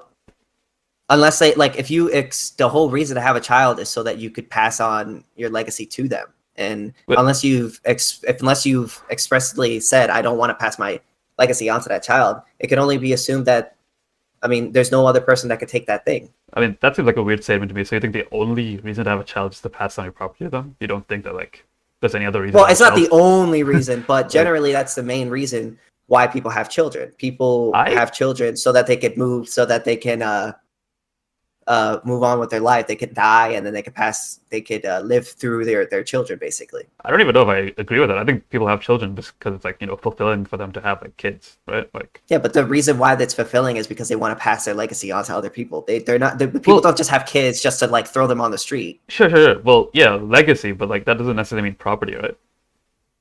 Well, but it's assumed. I get what you're saying, but in the end of the day, I'm not in that situation, if the parent doesn't say that they don't want their kids not to have it, no one else could have a claim to that other than their descendants. Well, but why wouldn't it just automatically be like just unowned, and then hence anybody else could just walk up to it and own it, right? Like why would it necessarily have to go to the child? Well, it doesn't necessarily have to go to the child. It doesn't necessarily have to go to the child. Yeah, because it doesn't seem to like follow from your ethic, your. But the thing is, right? What you're talking about is a person from an earlier time, right? Yeah. And then they're different. You're passing on that body onto that other person, right? Well, like again, like it's well, I don't think it's the same body. Like you haven't given me an argument for why it would be the same. Well, your cells don't just die and then the other one comes into place. They die one by one and then they replace each other. Sure, but like eventually it's going to be completely replaced, right? it's not as one person then boom the other person. It's a slow transition. Yeah, but eventually it's like it's not. Okay, so then you could assume. Okay, so then if the person who is transferring their body to the other person doesn't stop that by shooting themselves, then you can assume that they are consensually doing so. What do you mean? If the person doesn't stop the process and isn't saying that they don't want their body to get older, then you could assume that they want it, right? Well, like, if the person doesn't want to become older, then they want it. If you don't want to become older, you could just shoot yourself, right? Sure. Okay, so then you're consenting to becoming older. Yeah, sure. You're consenting to like become a different person, but I don't think that necessarily means. And then, by doing that, you're consenting to giving your body and your property to that other person, even if that was true, right? Well, but it would no longer be your body because it'd be a different. Unless person. you expressly listen to me. Yeah. If you choose not to be an older person, you could shoot yourself, right? Sure. If you choose not to be a different person, if you choose not to become a different. If you could choose not to be a different person, right? Yeah, you could. Yeah. Okay, so that if you turn into that different person and you could choose otherwise and you don't choose to, we could assume that you choose to be that other person, right? I don't know if I agree with that. Are actions purposeful, yes or no? Like, well, okay, but here's the thing, right? You're saying that like if you Are actions purposeful? Are actions purposeful? What do you mean by purposeful? Do people have purpose into their actions? Like, do people do things for no reason? Probably not. Okay, so the actions are purposeful. Sure, but okay. Okay, so then if you are allowing a process to happen, that means that you are not consenting to that action being happening, right? Are you saying so? Not For instance, wait, if you are, I think you misspoke. Let's say I'm standing here. For instance, let's say I'm standing here and you pat my head. Yeah. Right. And I haven't told you to stop. Right? Are you violating my rights? Maybe not. Wait, hold on. Wait, that's a crazy statement because like if I could say that like if someone's being raped and the person being raped doesn't say to like stop it, do you think they're consenting to it? Well, the thing is, that's a crazy. It's a little bit different. Well, you can't touch a person without their consent, right? Generally, right? But if the person is allowing you to do it, you can assume that that person is allowing you to do it, right? I mean, I don't. Well, I mean, like. So, for instance, if a girl is butt naked in your bedroom and she has her ass up, and she says, "Come here, let's have sex," you can only assume that she wants to have sex with you, right? Okay, well, but that's kind of like an explicit like example of giving consent. Okay, right? Like, so if you aren't stopping yourself, if you have the option to kill yourself, then you are choosing to become older. Wait, right? hold on. That's a completely different thing because like that's like so like in the example of like the you don't choose to become older. Okay, no, hold on. I just want to like clarify that. So like, if you're saying that, like if you don't make an active effort to like stop an action, you think that therefore you're consenting to the action. Is that no, not necessarily. Yeah, but it could be implied. But it could be implied, right? It could be, but like even you admit that that's not necessarily the case, right? Like in the case of the rape but if example, you don't want that action to happen, and there's an option in which you could choose for that thing to not happen. Wait, hold on. And the person isn't expressing that they don't want it to happen, you can imply that that person does want it to happen. I mean, like the thing is, like, okay, but like, so if come on, literally, dude, come on. No, hold on. Like, use your head. Hold on, hold on, because here's an example, right? Like, if I didn't want to be, like, if someone didn't want to be raped, they could also shoot themselves, right? Do you think that because they didn't shoot themselves, that therefore they consented to being raped? No. Obviously not, right? No. I'm not saying that. The thing is, you're not okay. If I tell you that I don't want to be raped, right? How do you know when you're raping somebody? If they haven't given you consent, then I assume it's rape. Okay, so if they haven't told you anything and they're allowing you to do it and they haven't told you no, then you could assume that you're not violating their consent, right? No, not necessarily. This is the problem with rape all the time, right? Some people. So every time you touch a girl, you ask her for consent. Hey, can I touch you here? Hey, can I touch you here? Hey, can I touch you here? Okay, hold on. No. So yes or no? No, but like what I'm saying is that, like, so then when a girl, right, is allowing you to touch her and you progress, more than what you normally do, you're not raping her, right? Probably not. No, like I would assume. Okay, so in some cases, no. Okay, so then you're assuming it's implied that you're not raping her, because at any moment she could say, "Don't touch me." Yeah.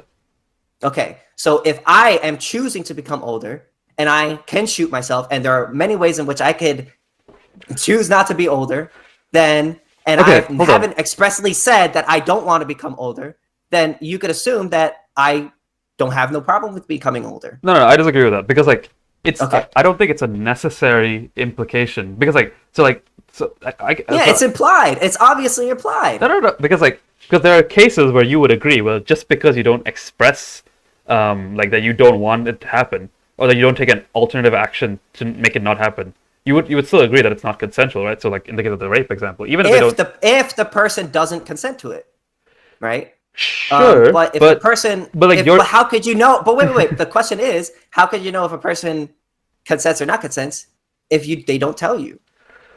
Sure. Okay. So like you could. Okay. But here's the thing: But here's the thing: is that like. That's like saying, you can never touch anyone. You can never look at anyone. You can never do anything with another person's private property unless they, No. Okay. Wait. I need some time to explain this. Okay. So like. I'm not saying that you can't like ever infer that like you've been given consent to certain actions, but I'm saying that like in the case of like the fact that you're bringing up an example where like because they haven't shot themselves, therefore they consent to being older. I don't think that's necessarily the case. No, I'm not saying therefore they consent. I'm saying you can imply that you can assume that they have consented to that action. That's the same thing. You're saying that you said that they didn't. That you said that they consent, right? What? Well, you can assume that they consented to that action. Yeah. Okay, but okay. I mean, why? Would it be ridiculous for you not to assume that? I think that it would. So, for instance, if you and your girlfriend are in a bed and you guys are having sex, and she says she hasn't told you I don't want to have sex. In fact, she's on top of you. No. Wait. You can imply that she enjoyed that sex and she wanted that sex, right? No, that's a different example because what you're trying to argue with me right now is that like because you haven't literally shot yourself, therefore you consent. That seems kind of wild to me. I never. Like, whoa. Listen to me. I never said that. That's what you said. Okay. Well, if I said that, let me rephrase. Okay, sure, fine. I'm saying that it's implied that the person consented to it. You can't know that person didn't consent to it. Wait, hold on. You said that you didn't say that they consent, but then you're saying that they implied that they consent. You're saying they consented because they didn't shoot themselves. But what? I'm confused. No, I'm saying that there's no way that you could prove that they didn't consent to that. So do you think you have to prove that they didn't? Okay. Well, yeah. If you're making an accusation, you have to prove that person committed a wrong act. If you feel like my older listen to me. If you feel like my older self has stolen from my younger self, you have to give me evidence, right, that I committed that aggression. If not, then you can't make that claim. Well, okay, okay, hold on. But if we're in a property dispute, and then like two people are like one person saying like, oh, you gave me this property, and then like you say that person said like, oh, you and the other person you would have to like, give evidence. No, you have to give evidence that the person who's saying that you gave me this property has to give evidence that they consented. The other person cannot say that you have to give me evidence that you didn't consent. That's ridiculous. No, I get what you're saying, but if the person who is possessing the current good is always going to be assumed to be the person who owns the good, and if you don't have any evidence that person didn't consent to that action, well then you can't really take that from that other person. You don't have any proof one way or the other. That's what I'm. Yeah, but okay. So then levying so in order for you to prove that a person older who is an older self stole from the younger self, you would have to give evidence that younger self didn't consent to that action. What? Wait, hold on. Why wouldn't you have to give evidence that the person did consent? That makes no sense. Okay, why do you have to give evidence that you didn't? If I have a beanie baby in my hand, okay, right? The possessor is going to be assumed to be the owner, unless you have evidence that they stole it. For instance, if I saw that you stole something, right? I can't just take it from you. I have to give evidence that the person who you stole it from did not consent to you giving it to them. If I don't have any evidence, then I'm making accusations without any evidence. Okay, hold on. Okay, so, but no. Okay, wait, hold on. So if okay, so but like here's the thing: is that like if you think your older self, let me explain it to you. Yeah. If you think your older self stole from your younger self, you would have to show me evidence that your younger self did not consent to giving you your older self the property and what you have. If not, then that accusation doesn't make any sense. It's like if I go up to a person, I'd be like, that person raped that other person. You think he raped that other person? Well, where's your evidence? Oh, well, he never not consent. He never said that he did this. Well, you have to show evidence. What do you have to show evidence of? That he consented? Well, that he consented, or that the other person took it without the person's consent. Right. So you have to show evidence that they consented, not that they didn't consent. Well, both. You have to show one way or the other. Okay. you have to show that they didn't consent to that action, or that that other person took it without that person's consent. Hold up, but like you do understand you can't prove a negative, right? You can't prove that someone didn't do something, right? Yeah, but you can prove somebody did do something. Yeah. Like if you're accusing somebody of stealing something from a prior person, you have to show evidence of that. I'm saying, right? Yeah. You can prove that they did consent, but you can't prove that they didn't consent because you can't prove an inaction. Exactly. So therefore, you cannot prove that an older person stole from their younger self. Wait, what do you mean? Wait. You're taking the argument now because but then you have to prove that they did consent, not that they didn't consent. Listen to me.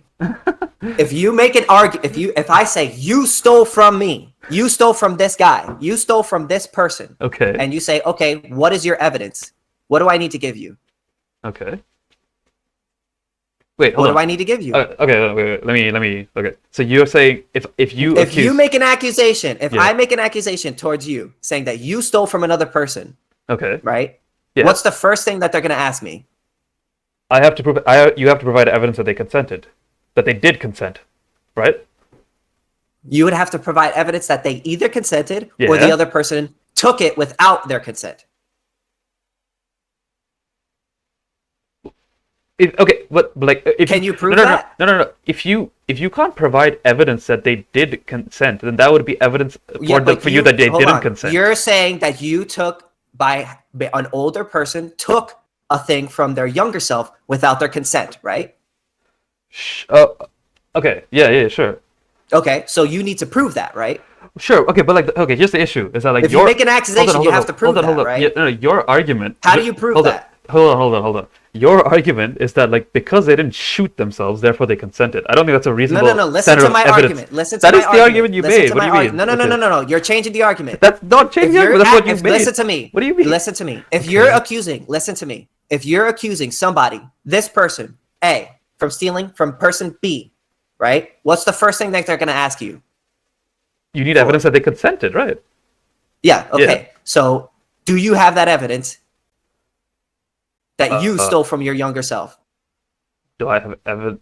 Do I have evidence that what they evidence? Wait. Yeah, how do you prove that? Hold on. I don't How have do you prove that you stole from your younger self? How do I prove that they stole? I mean, I would just have to say that. Well, hold on. To prove that they stole, I would just have to say that I never gave consent. There's no evidence of consent, right? You would have to prove that that person took it without that other person's consent. Okay. Wait. Hold on. If you can't prove that there's any consent, then isn't that just proof that they didn't consent? No, not necessarily. Okay, sure, but you don't think it's evidence in favor of like if you can't prove that they consented, is that evidence of like that they didn't consent? Like no, not necessarily, because let's say me and you are in a bedroom, okay, and I consent to having sex with you, right? But then later I say I didn't consent to it, right? That I could lie. You could lie, okay, but okay. So it is possible for, you have to prove that you violated that person's consent. You can't just make an accusation against another person. You have to give evidence for it. If you believe that you stole from somebody believes that they stole something from their younger self, you have to give evidence for that. What evidence do they need to give? I don't know. You would have to give me that. That's what I'm asking you. How could you prove that you stole from your younger self? I mean, okay, but hold on. But here's the thing. It's impossible. It's literally impossible. Okay, wait, hold on. Hold on. We're kind of changing the argument here again because like I'm stipulating a hypothetical. You're making an accusation against another person. Wait. Hold on. This okay. We're getting to a different thing of like how do we determine consent? That's not relevant to the argument. Okay. It is relevant to the argument. No. Wait. Hold on. Let me finish. You said that you're stealing from your younger self. Did you not say that? Hold on. Let me finish. What I am saying is that like okay. So would you agree or disagree that if someone takes something from another person without getting their consent, without getting any explicit consent, that would be theft. Yes, that would be theft. Okay. So, but then if you make an accusation against another person saying that you stole from this person, you have to prove that that person did it. It isn't just simply known that that person did it. You have to prove it, right? Okay. No. But I'm giving. Okay. No. Hold on. I'm giving you a hypothetical where, like, let's say that we just know that they had no intent of consent. Oh well, if you could prove, I'm not talking about your proof. younger self. No. Listen to me. I'm extending an knowledge branch to you. Okay. If you could prove that your younger self didn't consent to your older self, didn't want you to inhabit the property that you held, and you could also prove that your older self is a different person from your younger self. I'm not sure if that's even possible. Well, then yeah, I would maybe grant you that. But both of those things are the answer. You do know that, right? No. But here's the thing: is that like the only way that I could prove to you that there's no consent is by showing that there's no evidence of consent. So like if there was so if you have sex with a girl, right? Yeah. And you don't have evidence that she consented, you're automatically a rapist, even if she did? I mean, well, hold on. There's two different arguments going on. If we know for a fact that she consented, then you're not a rapist. Listen to me. You're saying you're stealing from another. When you have your property of your younger self, you're taking something from your younger self, right? You're stealing. Okay, if you make an accusation, you have to prove that accusation, right? Okay. How do you prove that you've stolen from your younger self? Okay, hold on. So like this isn't relevant because like it is relevant. No. It's relevant. Hold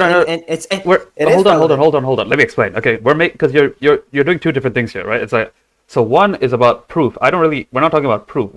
I'm giving you an example where we know that there was no express consent. I've already answered. I've answered the question. If you know that person didn't consent, and then let's say and I were to assume that it is true that your older self is different from your younger self, then I would say yes, that is theft. Okay, sure. But Okay. What I'm saying is that's impossible to prove. Well, okay, sure, but that applies. It's literally impossible to prove. I mean, that applies to like that also applies to like rape cases. You know that, right? Like we can't prove 100% that someone did or didn't consent, ever, right? Yeah, but we have circumstantial evidence at which you could use to prove that. Okay, right? okay. But okay, so what do you like proving? Like, hold on, you're talking about a situation where it's hard to prove something. Yeah. And then there's another situation where it's impossible to prove something. It's also not the same. No, hold on. It's also impossible to prove consent because you're not in a person's head. It's possible to prove consent. No. You're not in a person's head. You can't know 100%. Hold on.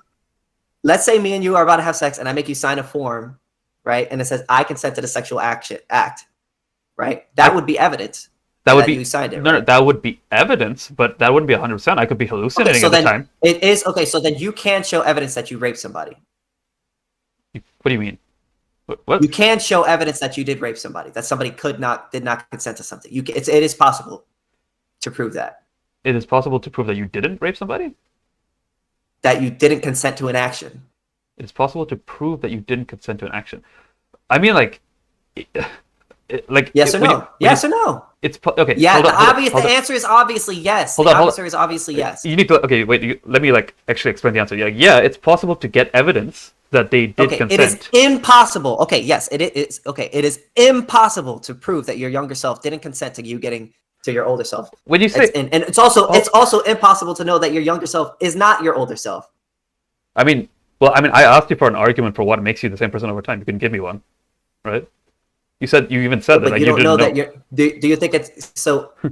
Because it doesn't make sense. You're still the same person. But what makes you have the same consciousness? What makes it the same consciousness? Well, you can't give me an answer to that. Yeah, but you can't tell me how it's a different person. And even if it was a different person, well, hold on. Okay. Even if it was a different person, you can't prove that other older person stole from that younger person. Can you? It's impossible. Okay, hold on. I'm saying that right? No. Answer the question. Let's stop. Answer the question. Answer which question do you want to answer? It's impossible. Even if what you're saying is true, it's impossible to prove that older person stole from that younger person, right? It's impossible to know 100% anything. Yeah. It's impossible to know. No, it's not. No. It's not impossible to know 100% of anything. It's impossible to prove. It's impossible to prove that older person stole from that younger person. It's impossible to prove that okay, hold on. So it's impossible to prove 100%. Okay, it is possible. It is possible to prove rape. Okay, what is your definition of proof? Having evidence. Okay, so you can. Okay, hold on. Okay, so if you have evidence of something, okay, so that's proof, right? So do you think you need to prove a negative? Do you think I need to prove that God doesn't exist or that He does exist? No. I'm not telling you to prove a negative. You're the one making the claim. If you're making a claim that somebody stole something, stop it. You're making a claim that somebody stole something from someone else, yes? Yeah, but but you're making a claim that your older self stole from your younger self, yes? Okay, hold on, but what stealing yes or means? No? Yes or no? Can I explain? Yes hold on, stop interrupting me. No. Okay, just what? Wait, a conversation needs to happen between two people. I need to actually be able to explain my position here. So yes, you are stealing, but the proof that you're asking me to give... You're making an accusation, right? Yeah, hold on. But the proof you're asking me to give is the proof that they didn't consent, but I don't know how you can prove that you don't consent because that's proving a negative. How can you prove that someone didn't consent? That's proving a negative. How do you prove a negative? Yes, you are proving a negative because you're saying that you have to prove that you didn't consent. Proving that you didn't consent means that you have to prove a negative. Are you making an accusation? You're making an accusation that you stole, but you're asking for evidence that they didn't consent. But how do you prove that they didn't consent? You have to prove that prove that accusation to be true. Yeah, and so evidence and error that could be... If you don't have evidence, then that you can't prove it to be truth, right? If I don't have evidence, sure, but you... Okay, so therefore, we can only assume that the person who is possessing it is the owner. No. Unless you have evidence that person stole it from another person. Okay, hold on. So hold on. So if I leave my house and someone else comes and steals it and they're possessing it, at the moment, but they wouldn't be the owner, right? No, and you could easily prove that you are the owner by showing the deed. Say somebody inhabits your house and they say, "This is my house now." Hey, that's not my house. I have the deed right here. If somebody were to contest that, you could just simply show, "I have the deed right here." Sure. Okay. But you see, that's evidence. You could show evidence that you prove that you own that thing. So if somebody were to make an accusation against you, you can be like, you could prove that they're not doing it. In this situation, you're making an accusation. You're making an accusation that your older self stole from your younger self, right? I'm making the claim. You're making an accusation that your older self stole from your younger self. I'm making the claim that the younger person didn't consent. No. I'm making so you're making an accusation. I'm making the accusation that the younger person didn't consent. If the younger person didn't consent, yes, and that other person takes it without their consent, you're making an accusation that that other person stole from the younger person, right? Yeah. And in order to prove that that older person stole from that younger person, what do you need? To prove that they stole, you would need to prove that they didn't consent. Well, hold on, no. You would need... No. Wait, say that again? You would... Okay, hold on. You don't... Because you can't prove that they didn't consent. You can't prove a negative. Exactly. So you need... Okay, so when you make an accusation and you don't have evidence for it, then the person who is possessing it is going to be assumed to be the owner, right? Hold on, but making an assumption doesn't mean that it's correct, right? No, but listen to me. You can't take something from somebody simply because you think they took it from another person. You have to have evidence, right? I mean, okay, but you are putting the burden of evidence on the person, only on the person. On the person making the accusation, yes. The people who make accusations need the burden of evidence to prove their claim. Okay, but the other person would be making the claim that they did consent. They would need to prove that they consented, right? No, because the person who possesses it is going to be assumed to be the current owner. And if you are making an accusation that that person stole it, you need to bring forth evidence that that person did. Okay, I think we're getting lost. Okay, but okay, hold on. But here's the thing: is what part of this do you not understand? No. Okay, but we're taking this into a different conversation. So what I'm trying to get at with this whole conversation that we're getting really lost in is that if it is the case that someone is a different person over time, and we can pretty reasonably infer that nobody has the expressed consent in their head that listen to the me. Other person. Can I finish an argument? You're saying an older person stole from another person. Yes or no? Hold on. You keep interrupting me. Can I finish an argument first, please? I know what you're gonna say. No, you don't. No, you don't. Hold on. Okay, then explain. Go ahead. Okay. Yeah. Okay.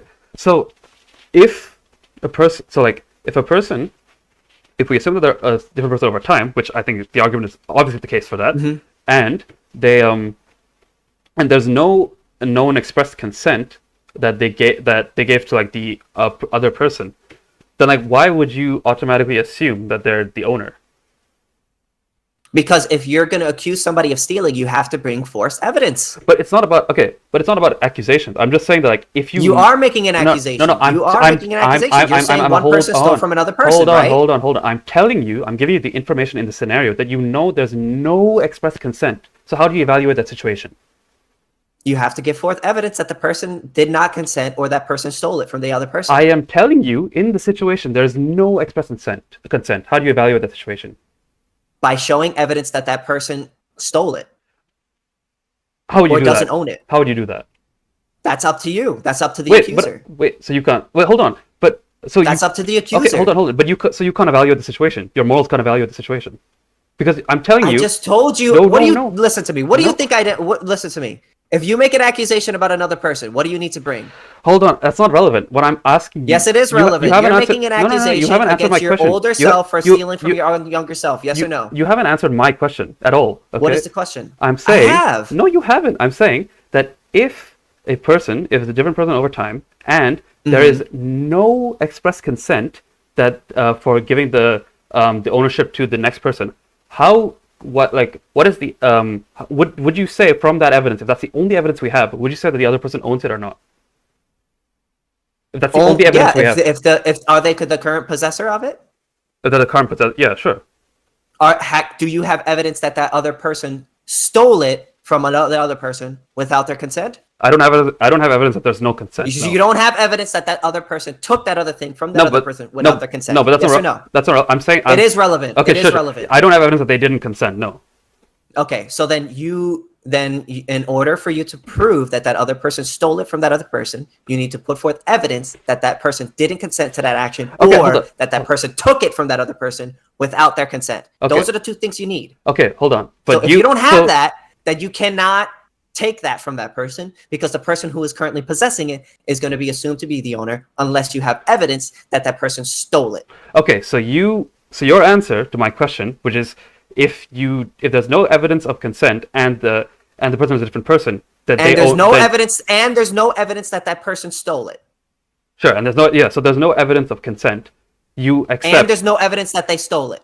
And there's no evidence of consent. So you agree that therefore the person who is currently possessing it owns it.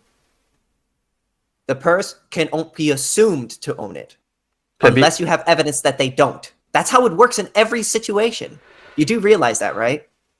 Like in the United States, in every country, that's how it works. Well, okay, but here's the difference, though. We're talking about sure, that's the legal thing, but I'm trying to tell you from your moral position, it doesn't seem to follow from your ethics that this would be how ownership would work.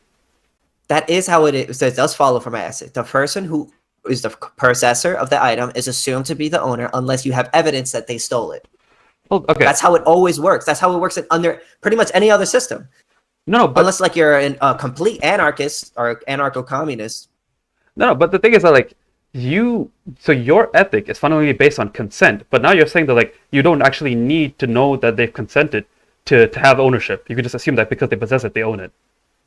That seems contradictory to your ethic. If you're making an accusation, yes, you have to prove it. It's not about accusation. I'm talking about consent. If you think somebody stole it, you have to prove it. That's okay. That's a different thing. That's yeah, sure. But what I'm trying to say is that your ethic is based on consent, right? You need consent for any action to be valid. Yeah, if that person who is possessing it took it without took it from another person without their consent, then they would have violated that person's right. But to make an accusation, you need evidence. Okay, sure, but what I'm saying is that if there's no express consent, how do you evaluate the situation? That's up to the person so you can't making the accusation. So you can't evaluate it. Yeah, that's up to the person who makes the accusation. If you make an accusation, you have to prove it. So then your ethic can't evaluate whether or not it's an actual they actually own it or not. You don't have an answer for that. Dude, listen to me. The person who possesses it, what do you think I'm gonna say? Owns it. Yeah, the person who possesses it can be assumed to own it. Okay, so here's a okay, hold on. So we can only assume that they own it, right?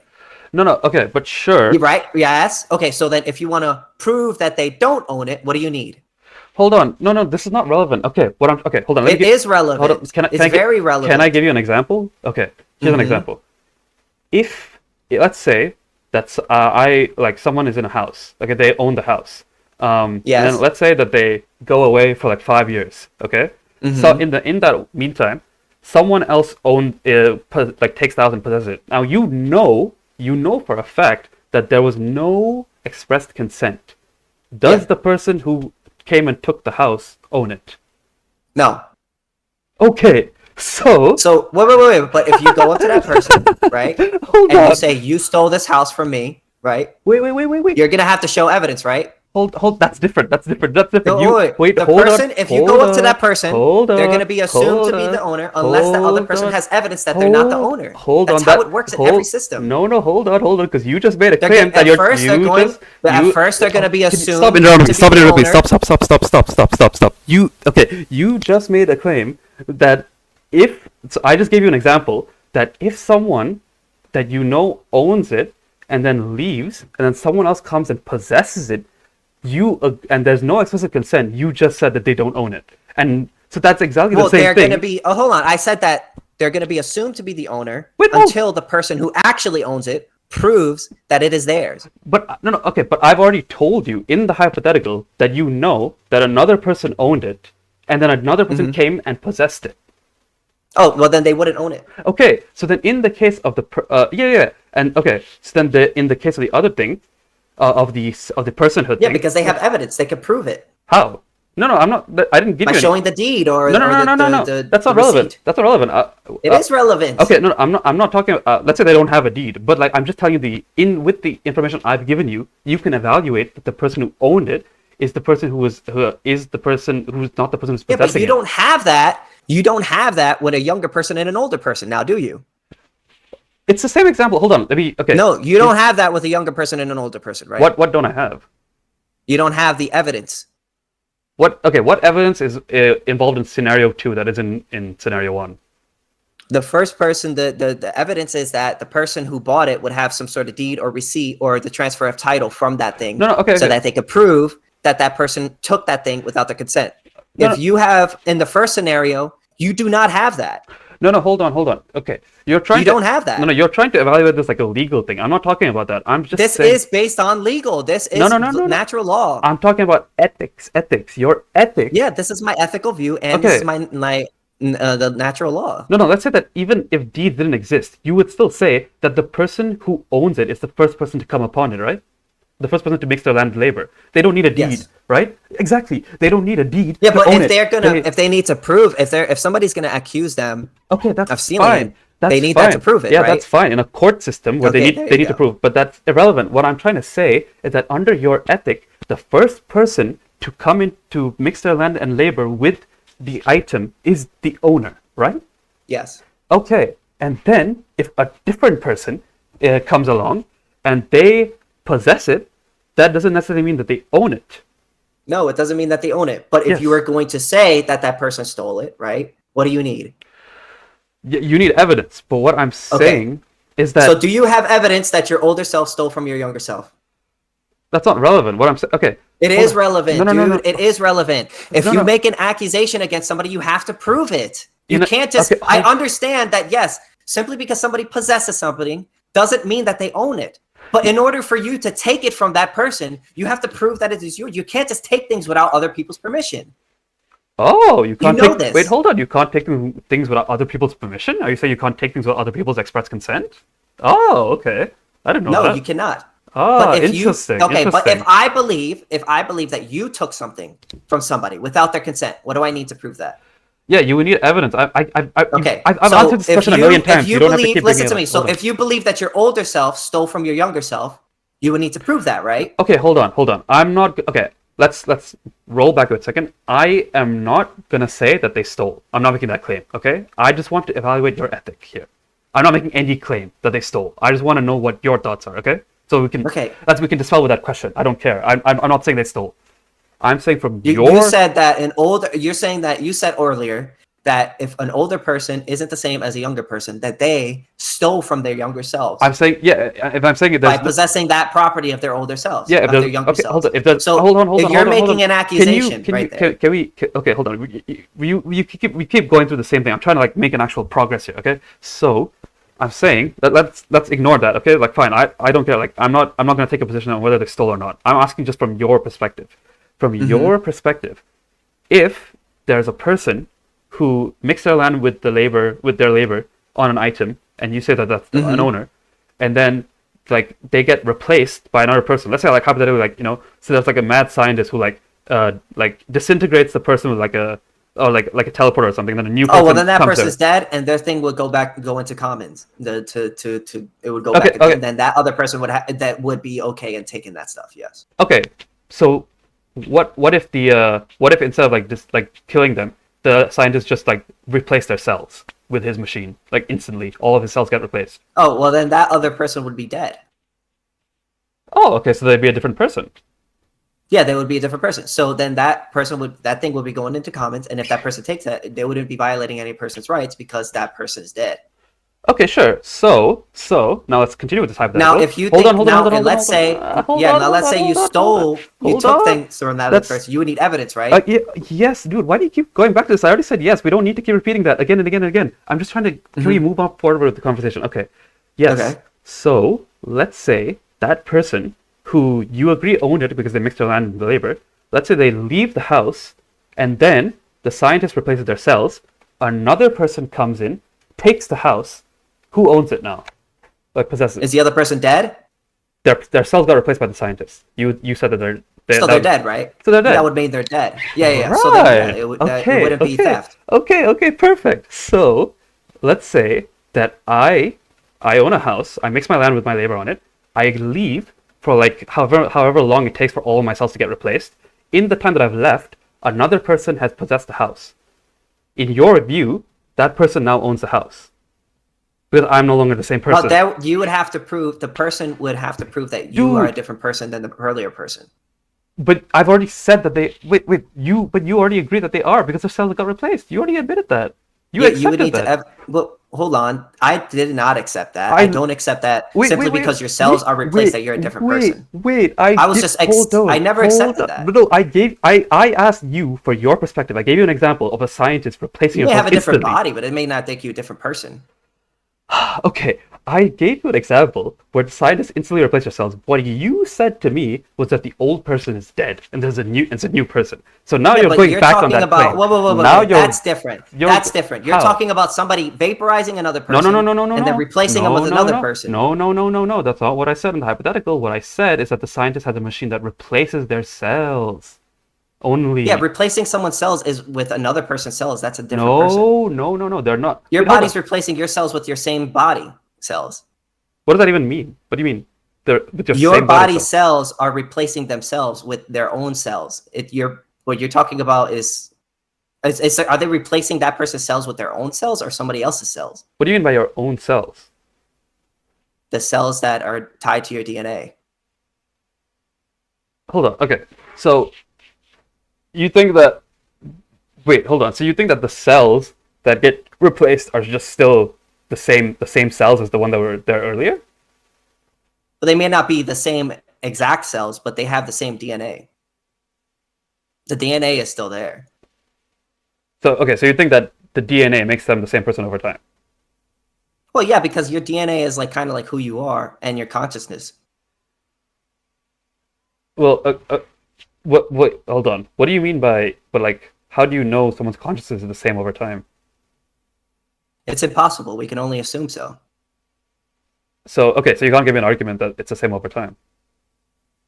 Yes, but we can't make an argument that it isn't. It's impossible to know. That's stupid. You can't give me an argument for God, and I can't give you an argument that God doesn't exist. But obviously, one of us needs to. Yeah, so we can only assume that he doesn't exist until there's evidence that he does. And we can only assume that they're not the same person. You can give me evidence that they are the same person, right? There's no evidence that they aren't the same person. There's no evidence that God doesn't exist. Yeah, but the thing is, I'm not saying God doesn't exist. I don't know. We don't know whether God exists or not. Okay, sure.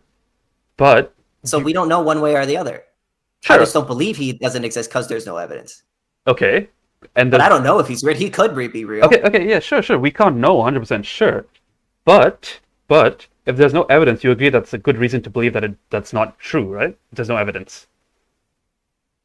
Not necessarily. It could be true.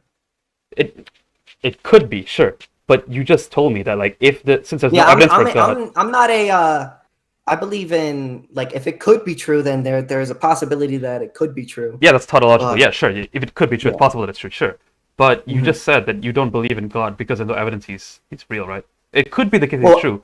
Personally, I don't believe in God, but I don't know for a fact. Okay, yeah, sure, that's fine. Yeah, that's not relevant. What I'm saying is you do you not agree that if there's no evidence or something, you don't think that's a good reason to believe that it probably doesn't exist?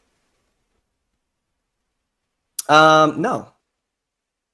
So you don't think that that's like saying there's no evidence that dodos or aliens don't exist. So that means that they don't exist. It's just it could be possible that. No, it's saying no. It's saying that it's more likely that they don't exist than they do because there's no evidence that they exist. Do you not think that's a fair statement? It could be true that they don't exist, but it could also be true that they do.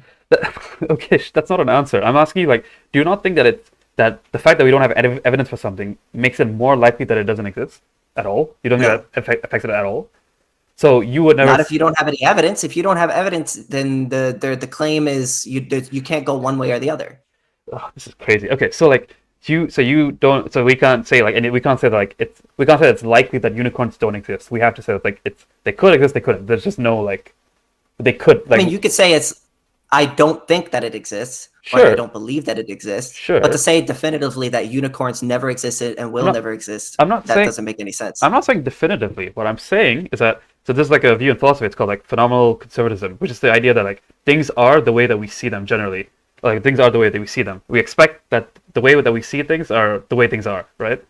What I'm saying is that if we have zero evidence. We've never observed anything about the existence of, like, say, a unicorn that raises the probability that they don't exist. That doesn't mean it's absolutely the case that they don't exist, but it raises the probability. Do you not agree with that?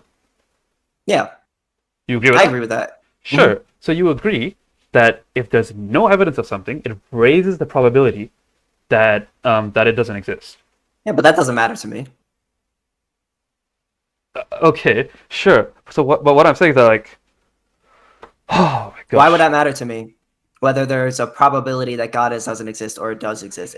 He either exists or he doesn't exist. There's either evidence that he exists or there isn't any evidence that he exists. So, okay, but because you realize that, like, ultimately, like, the problem that I don't go by probability. No, there's a 75% chance that this God, it doesn't exist. I don't go by that. There either is evidence to substantiate the claim or there is not evidence. Okay, but the problem with that is that, like, literally, there's going to be a probability to every single piece of evidence, because you can never know for certain if anything is, like, 100% true. There's always going to be, like, it's going to be like 99%, right? You can never have, like, 100% probability that something is right or wrong, right? Well, no, but the thing is, you're making when you're making a extraordinary claim, you need extraordinary evidence. So, for instance, like a God claim. I agree. I think you're gonna need some evidence that, you know. I agree. Yeah. You need evidence to prove, to at least you need some evidence to indicate that it's, like, probably the case that, like. So if you believe that your older self stole from your younger self, hold on. You need evidence, right? Hold on, don't change the topic. We were talking about whether or not a person has the same consciousness over time. You made the claim that they have the same. There's no possible way to know that. It's not about knowledge. I'm asking you. Yeah. Okay, sure. But I'm asking you, what is the I asked you, like, what makes the same person over time? You couldn't give me, like, a complete, like, concrete answer. You just said that there's no evidence to believe that it's the same person over time, but you just believe it. Like, I don't understand how that makes sense. Well, I don't have any evidence that they aren't the same person. And I don't have any evidence that God doesn't exist. Okay, so that's why I'm saying I don't know. But you literally just said I'm not making a claim. I'm not the one making a claim here. You made the claim that you believe that God doesn't exist, right? Well, yes, but I personally believe because there's no evidence, but that doesn't mean that I'm right. Okay. I could be wrong. I'm just that's my opinion. Sure. But I admit I could be wrong about that. Okay. There could be a God out there. Yeah. But it sounds like what you're saying then is that you think that if there's no evidence to believe something, you think that there's, like, that it's reasonable to not believe in it, right? I'm not saying that it's unreasonable to not believe it. Dude, I'm just saying that you don't have evidence. I'm just saying that you don't have evidence that it is true. Dude, you're just okay. I don't like. Okay. But reasonable is very, like, that word reasonable is extremely subjective. Like, so the problem is that you're just completely, like, you just keep doing this thing, like, I'm trying to, like, you just keep saying, like, oh, like, I'm just trying to say, like, you have no evidence for something, so it's not the case, and you're just saying, like, oh, it's not the case. Like, sure, like, okay, like, I don't understand, like, what we're even trying to do here. It's like, I'm trying to say you're trying to prove that your older self stole from your younger self. No, right? We have moved off that already. I said that I'm not talking about my perspective here. I'm trying to get your perspective of whether or not it's stealing. I've given you my perspective. Yes, and we've already talked about that, and now we're on a different point. I don't know why you keep going back to that same point that we've already addressed a million times. We are now talking about whether or not someone is the same person over time. Like, yeah, I don't think there's any way to prove that. Yeah, exactly. There's no way to prove that, and in the case of, there's also no way to disprove that. Sure, but in the case of God, so then all I can say is I don't know, right?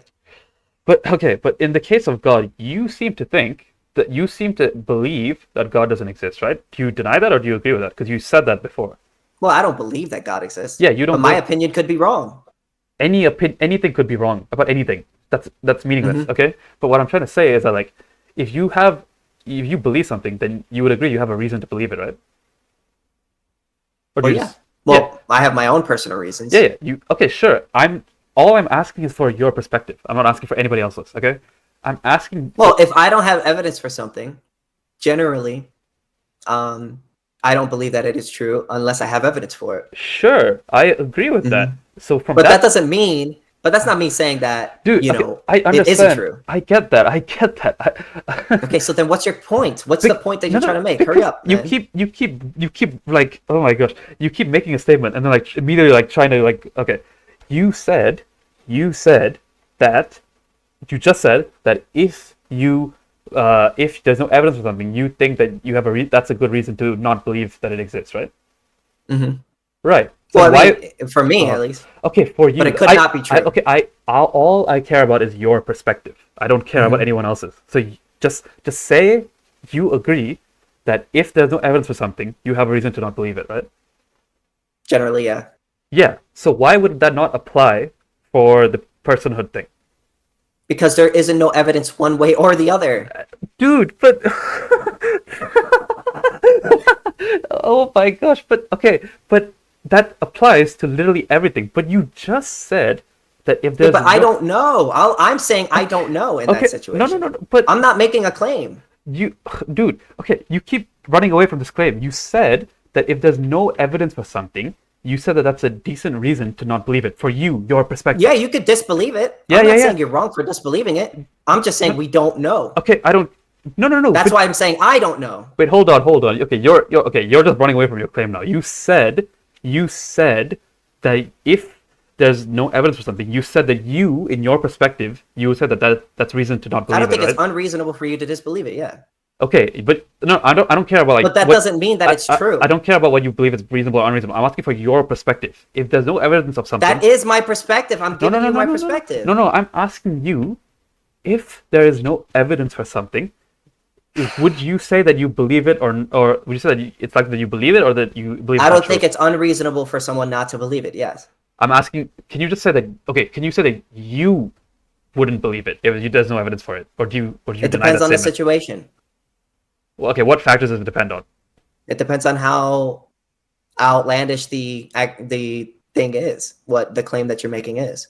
How outlandish the claim is? What does outlandish mean in that context? So, for instance, if you're making a claim like a God claim, where there is no evidence at all for that, well then, I'm generally just not going to believe it. Okay, but if there are certain things could infer, but if there are certain things that could infer that what you're saying is true, then all I could say is I don't know. Okay, sure. Okay, so that's okay. So all you said there is that, like, yeah, if there's no evidence for something, I don't believe it. But if there is some evidence for it, then I believe it. Sure, that's literally what I've been trying to get you to admit this whole time. But so like, and then you also said that when it comes to the personal identity thing, you don't think there's any evidence that makes someone the same person over time. Okay, so then why do you not hold? But as far as I can tell, there isn't any evidence that we aren't the same person over time. And there's no evidence that God doesn't exist, but you also said that you don't believe he exists. Like, yeah, but I'm also admitting that I think there is a possible chance that he could exist. Okay, sure. Yeah, we already went over this. Yeah, that's not inconsistent. Just because I say that I don't believe something doesn't mean that I'm saying that it's impossible for that thing to happen. I just don't believe it. I never said that you said that there's zero possibility that... Okay, so what I'm saying is, in your situation, is I don't know whether or not it is true, what you're saying is true. I don't believe it because there's no evidence. But if there is evidence that does come out, I will believe it. Oh, okay. You just gave an admission there. You don't believe that that's something that makes the same person over time. You just said that. You just said that. Well, you I don't know. Said that. Wait, hold on. No, I said I don't know. No, you said that I don't believe it. Is there evidence that we aren't the same person? Hold on. Wait. You just said I don't believe it. Is there evidence that we aren't the same person over time? You just said I don't believe it. Wait, is there evidence that we aren't the same person over time? Why are you running away from your Is there evidence? I'm not running away. I'm asking you a simple question. Is there evidence that we're not the same person over time? No. Do you deny that you said that I don't believe it? Do you deny that? Well, I don't know. I told you I don't know. But you said before that you don't believe it. Do you deny that you said that? Do you deny that you said that? If there's no evidence, then I won't believe it. Hold on. I don't know. Okay, if there's no evidence that you won't believe it, okay, you said that there's no. So is there evidence? Is there evidence that your older self is different from your younger self? Wait, hold on. No, you just said that you're making a claim that your older self is different from your younger self. Do you have evidence for that? Yeah, my evidence that there's no single thing that makes them the same person. So your evidence is that there is no evidence. Yes, which you agreed before, is that like that's a good reason to not believe in something. It depends on the situation. Okay, and I asked you about that. Then you said it depends on how outlandish the claim was. I mean, when I asked you what outlandish means, it just means if there's no evidence for it, then it's outlandish, which is like circular. That's a circular Yeah, argument. but there is evidence that people are the same What's the evidence? over time. Well, their personality is the same, their DNA is the same. That's not true. The Wait, way that they act is generally the same. that's not true. That's not necessarily true. Some people can act differently over time. They can change how they act. They can Yeah, but change that their- doesn't prove that they're not the same person. Then what makes them the same person? That's what I'm asking you. If it's not, I don't know. I don't know what makes somebody the same exactly, person. exactly. Okay, so there's no evidence because you can't even give me Yeah, like. but you're making a claim that somebody is different from their younger self. So I need evidence for that. And you're making the claim that they're the same, so I need evidence for that. I'm not making a claim that they're the same. I'm saying I don't know. And if you're making a claim that they are different, you have sure. to give me evidence for that. Okay, sure. So here's how I argue for it. My argument is the same thing that you made for God, which is that like I think if there's no evidence for it, then it raises the probability that that it's not true. Listen to me. I'm not making a claim that God exists. You're making a claim that there's a different person. You're different from your younger self. Yes or no? Are you making a claim that you're different from your younger self? Yeah, I think it's probably you the case. are making a claim. Yes, you are making a claim that you are different from your younger self. Yes or no? I think probably the case. Yeah. Yes. Okay. So you're making a claim. Yeah. Do you have evidence for that claim? Yeah, my claim is that there's no evidence that that makes someone the same person over time. So lack of evidence is evidence. Yes. No, that's not. Yes, it is. Lack of there being no evidence for God isn't evidence that God doesn't exist. You agreed to that. No, it's not. You No, said I did not. I said that if you don't have evidence, it's not unreasonable for you to believe that it isn't true. But that doesn't mean that it is not true. Hold on. You changed your statement. You said before. No, I did not. Yes, you did. Been yes, you did. This whole dude, time. Okay, this is on recording. I can go back and clip. Okay, you said before that I'm quoting you. I don't believe in God because there's no evidence he exists. You said that. Yes. But there could, and then what did I say after that? Yeah, you said there could. But what did I say after? No, say what I said after that. You said he could exist, sure. I could be wrong, Yeah, right? you could be wrong.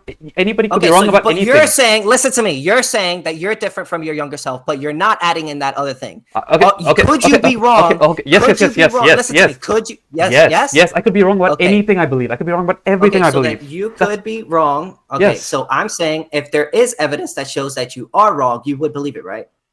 Yes, of course. So it isn't if there is no evidence. I'm saying it's not unreasonable for you to not to believe it, but it also could be true that you are wrong, right? Yes, that applies to everything. That's what I'm saying. That applies to everything. Okay, there you go. That's okay, there you go. meaningless. That's how I feel. Okay. About it. It's easy, simple. If you make a claim, you got to give evidence for it, and I'm not going to believe it until I have evidence for it. Exactly, I agree. So I don't believe that people are the same person over time. Yeah, but lack of evidence is not evidence of absence. Absence of evidence isn't evidence of absence. You can't say that proves that you are a different person. All you can say is that it proves that you don't know if you are the same person. I said no. You agree with me on this. I said that it raises the probability. You agreed with that. It may raise the probability, but it doesn't prove that you are or aren't the same person. Okay, hold on. You agree. Does it prove that you are or aren't the same person? 100% no. No, okay, so then you don't know. I don't know. I don't know anything. Okay, so then evidence, so that you don't have evidence for it, right? No. So therefore you can't prove it. So hold on. But I have reason to believe it. I don't know it. You may have reason to believe it, but do you have evidence for it? My evidence is that there's no evidence. Lack of evidence is an evidence. Absence of evidence is an evidence of absence. It raises the probability. That is evidence. Yeah. Okay, that's not evidence. Hold on. Do you know what credence is? No. Tell me. Okay. So this is something that's very, very common in this is something that's like it's very fundamental in like mathematics and probability and like Bayesian analysis. This is like the fundamental of like science.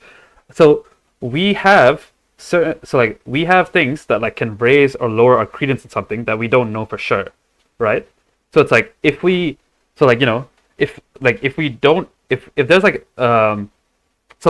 it's like basically credence is how it's basically just evidence. Like we don't have to have like 100% certainty in something, in proof of something, to know that to say that like there's like evidence to believe it or evidence to not. Evidence could also just be something that. But what if you have no evidence? So evidence can at all. Okay. Like if you're just gonna do like this whole thing like, oh, we don't have evidence for this or that, like this, like I don't even see the point of having this conversation, because we could do this for everything, right? I don't have evidence that like that like that taxes are aggression either. I don't have evidence that it is, and I don't have evidence that it's not. So like therefore you can't make the claim that it's aggression. Well, you could prove that. No, you can't. No, you can't. You can. No, you can't. You can't prove Yes, you it. can. No, you can't. What's the evidence? Well, if I have, okay, the evidence is if I have a piece of property, I mix my land with the What's the labor, evidence is your property? What's the evidence is your property? by mixing the land and the labor. What's the evidence that makes it your property?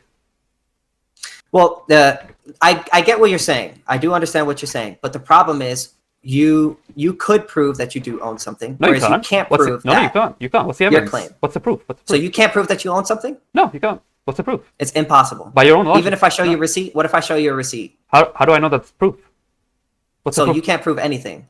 That's the conclusion of your statement, because you literally No, made... it's not the conclusion No, of no, my no, statement. because you... What I'm you- saying, you- no, you're not listening to what I'm saying. I am, dude. Listen, open your Come on. ears and listen. Yes. If you don't have evidence for something, it's reasonable for you to not believe it.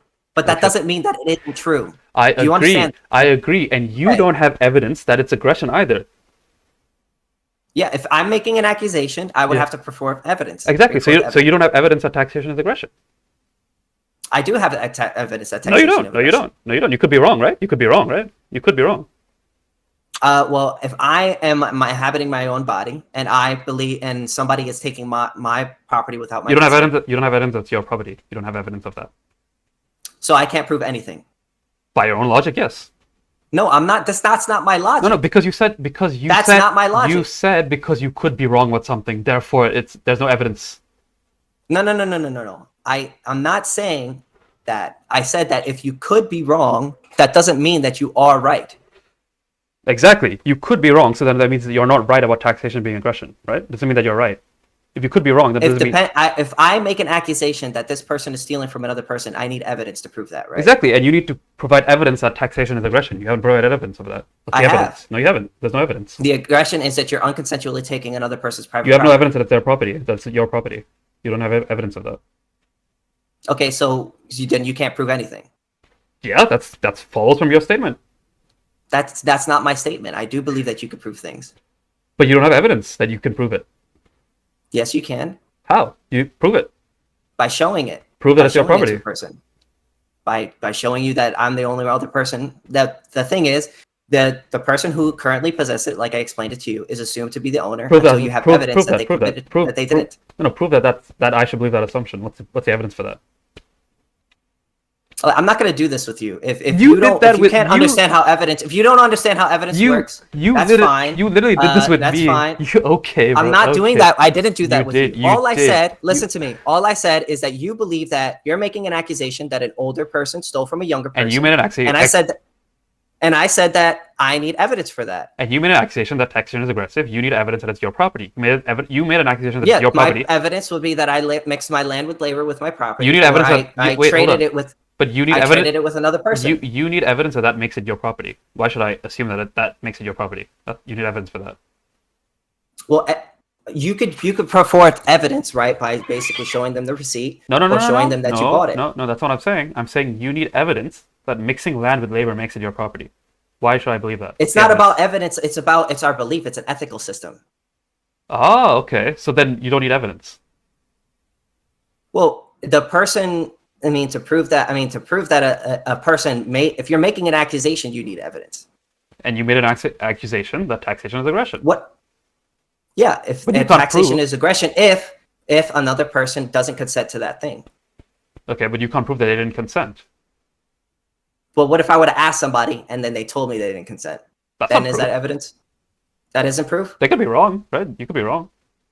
They could be. So if you tell me I didn't want you to touch me and then I touch you anyways, I didn't do anything wrong there because I can't prove. I'm not saying it's wrong. I'm not saying it's not wrong. It could be wrong. It could be right. Okay, so that's what ethics is about. It's about whether or not something is right or wrong, not about whether or not you can prove it. Proof is a different thing.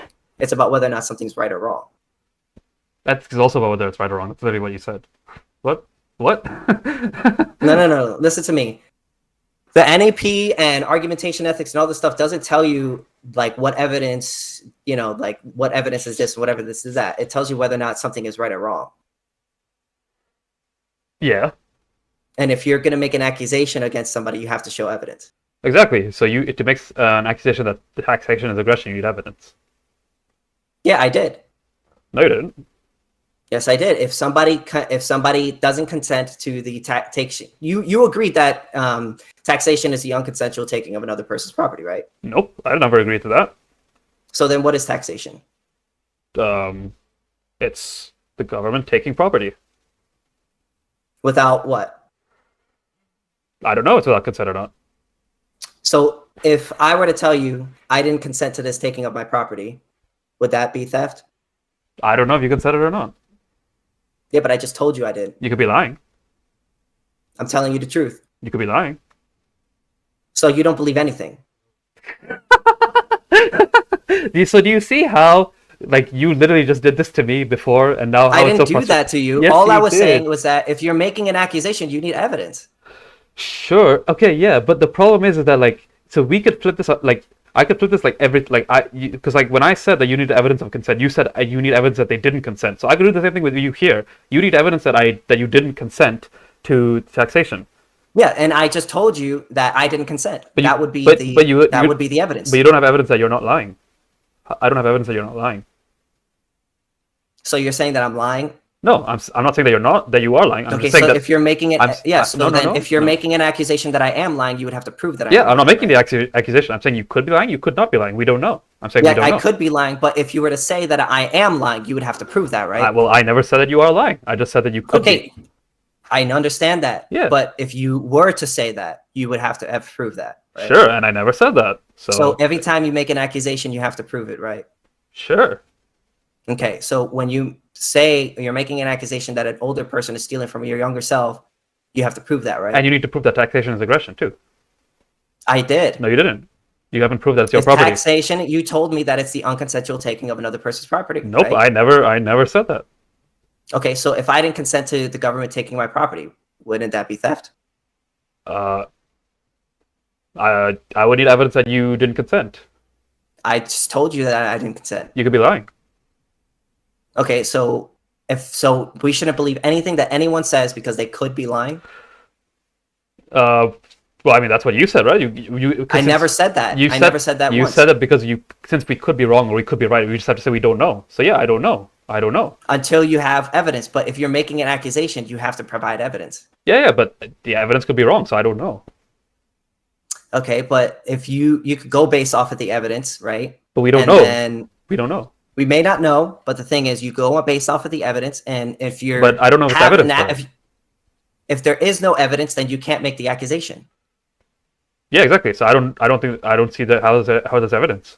We don't know. Well, the evidence is that I just told you that but that's not evidence because you could be lying. So we don't know. Yeah, but if you think I'm lying, you have to give evidence that I am lying. I'm not saying that you are lying. I'm just saying it's possible. If I could okay, so but if you make an accusation towards me, you have to prove it, right? Yeah, but I'm not making an accusation. So if you think that I'm lying, you have to prove that. Yeah, but I'm not making an accusation. I'm just saying you could be. Yes, you are making. I'm making it.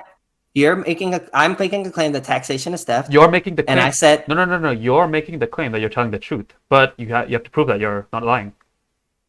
You don't. No, you don't. You have to prove that I am lying. You're the one making a claim. No, you have to prove that you're telling the truth.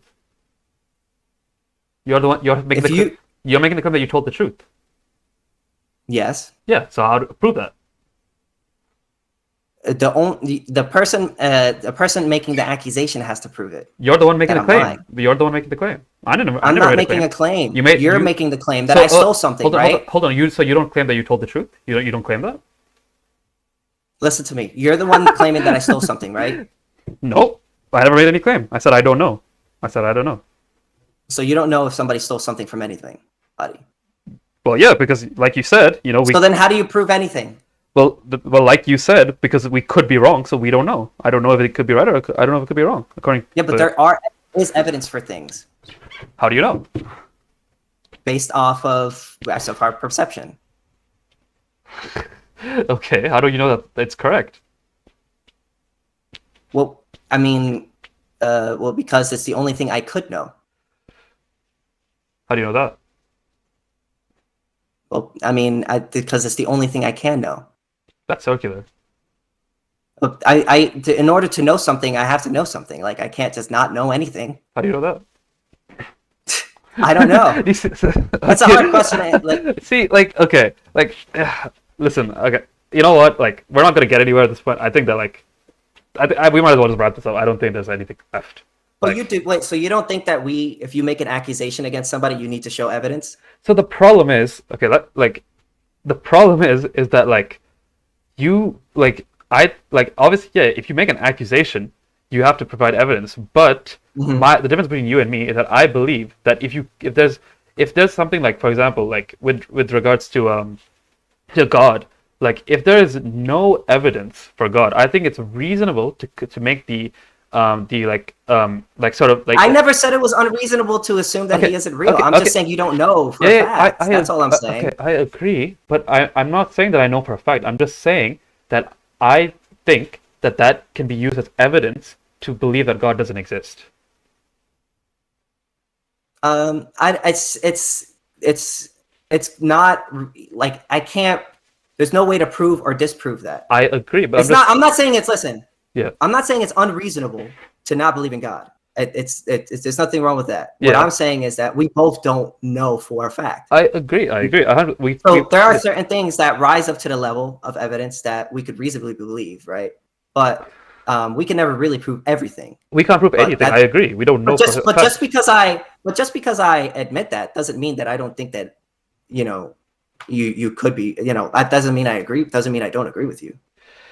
Okay, sure, but so the problem is that, like, so if okay, so, like, yeah, I make the statement that, yeah, I think that, there's that, like, we don't have evidence for if we don't have evidence for God, that's like, I would say, for I don't think it's unreasonable for you to believe that God doesn't exist. sure, yeah, and what I'm saying is that, Yeah. like, based on the fact that there's no evidence, I think that there's good, that therefore that is good, that alone, that I would say that is decent It's evidence not to unreasonable. It's not unreasonable to believe that God doesn't exist. Okay, well, yeah, but I agree with that. But from my perspective, I'm saying that, like, from that, I would make the argument that I don't believe God exists because there's no evidence.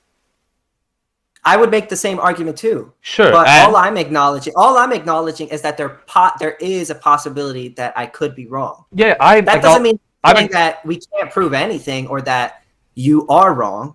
I'm acknowledging that as well, but what I'm just saying is that, like, it applies the same thing to the personhood thing as well. I think that since there's no evidence, I don't believe that it exists. I could be wrong. I could be wrong. To clarify. No. I'm not disagreeing with that. Yeah. But the problem is, right, is you're making an accusation that somebody stole something from somebody. No, right? By making that claim, you're making an accusation that somebody stole something. Hold on.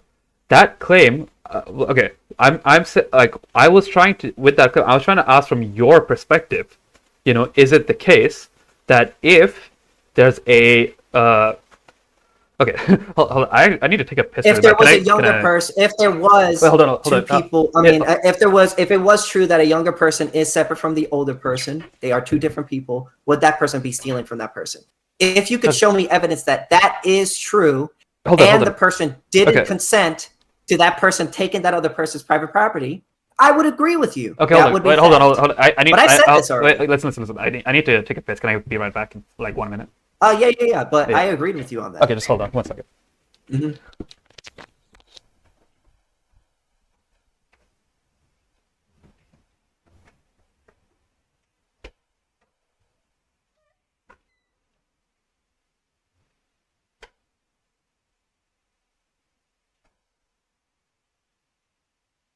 Hold on, I'll be right back. Too.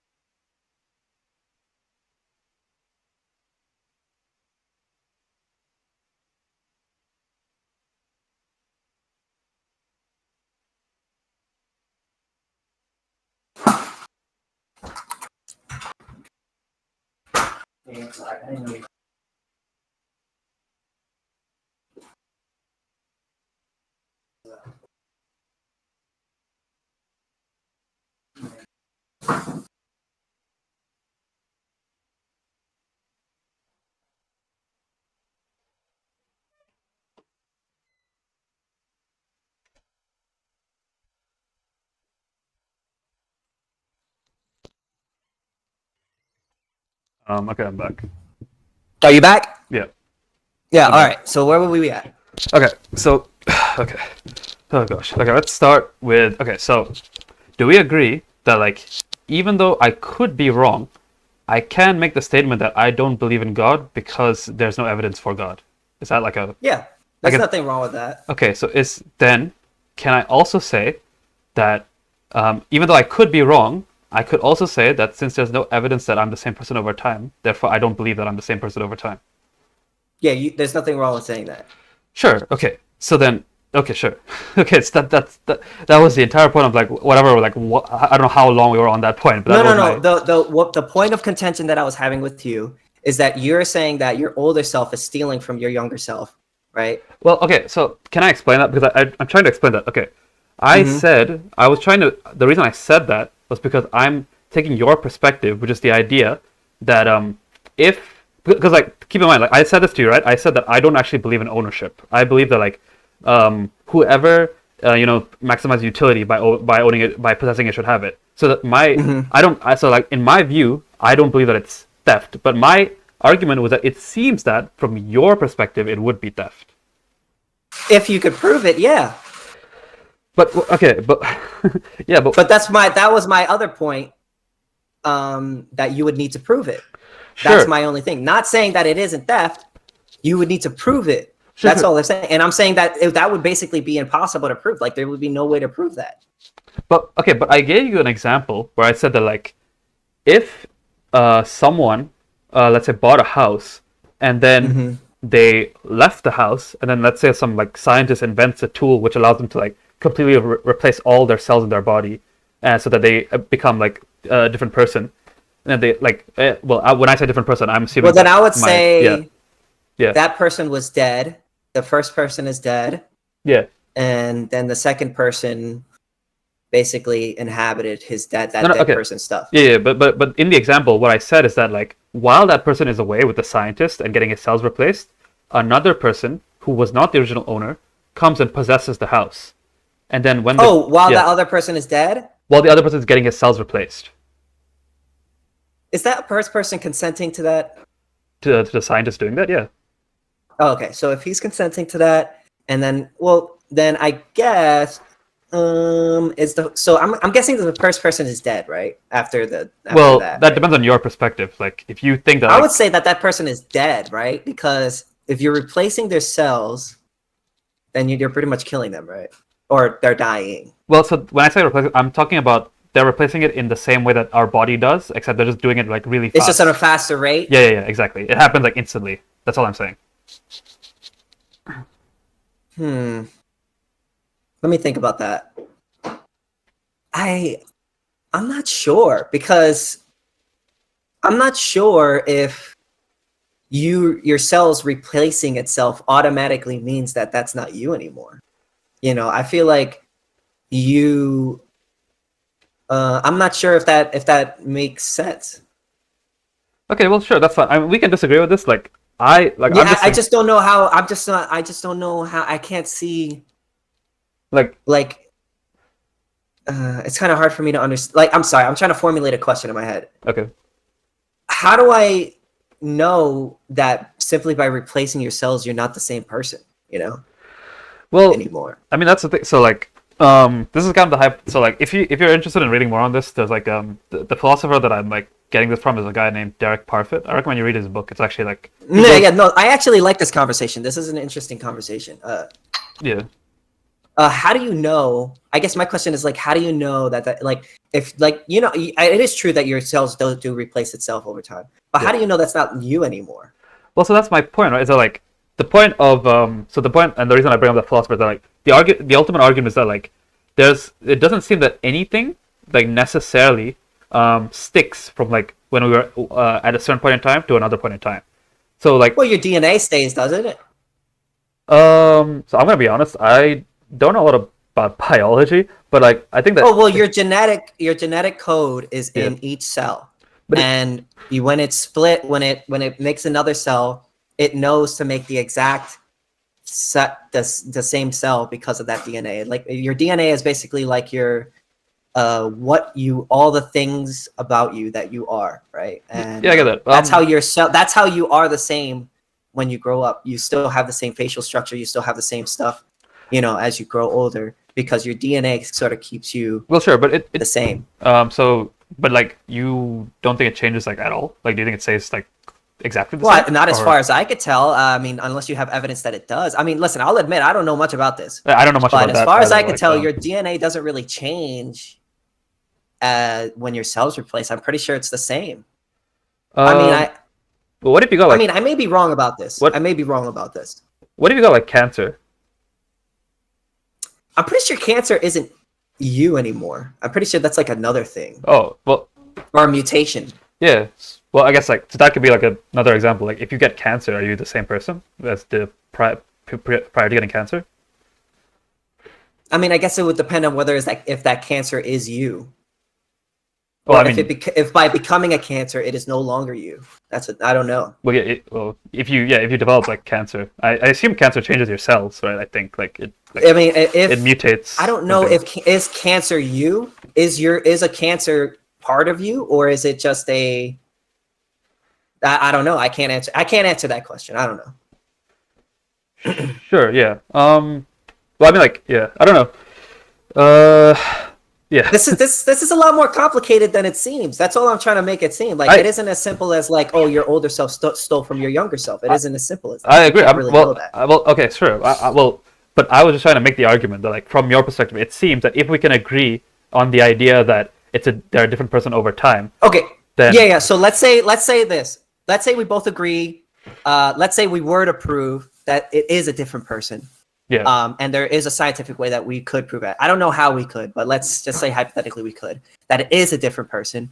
And what was your hypothetical that like the person is changing into another person, and then another person takes that other person's house? Yeah. So I get the example of like, okay, so yeah. So let's say hypothetical that person is dead because they changed their cells. Then I would say that dead person's stuff would then be in basically go back to the commons.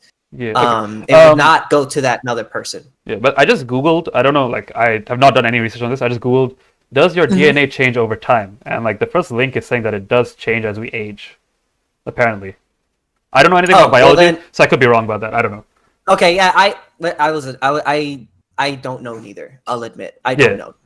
I'm pretty sure. I mean, I don't know if your genes are the same or if they may change. I don't know. But even if that was true, I'm not even sure if that even implies that you are a different person. Well, sure, but that also, what is you? So that is the fundamental thing that like is being the philosopher that I quoted is trying to figure out. It's like it doesn't really seem like we have like an actual valid concept of like that makes you over time. Yeah, but just because we may not have a solid concept of it doesn't mean we can't sort of work with what we got. You know what I'm saying? Yeah. So like so this is another part of it. Is that like so there's something called a social fiction, which is like so like for example, if I make the statement like Spider-Man lives in New York, that statement, if we're talking about reality, is false because Spider-Man doesn't exist in reality. He doesn't live in New York. He doesn't exist. But in the context of like, we know the reason that we would say it's true is because we have a social fiction of Spider-Man where we know he does live in New York in a comic book.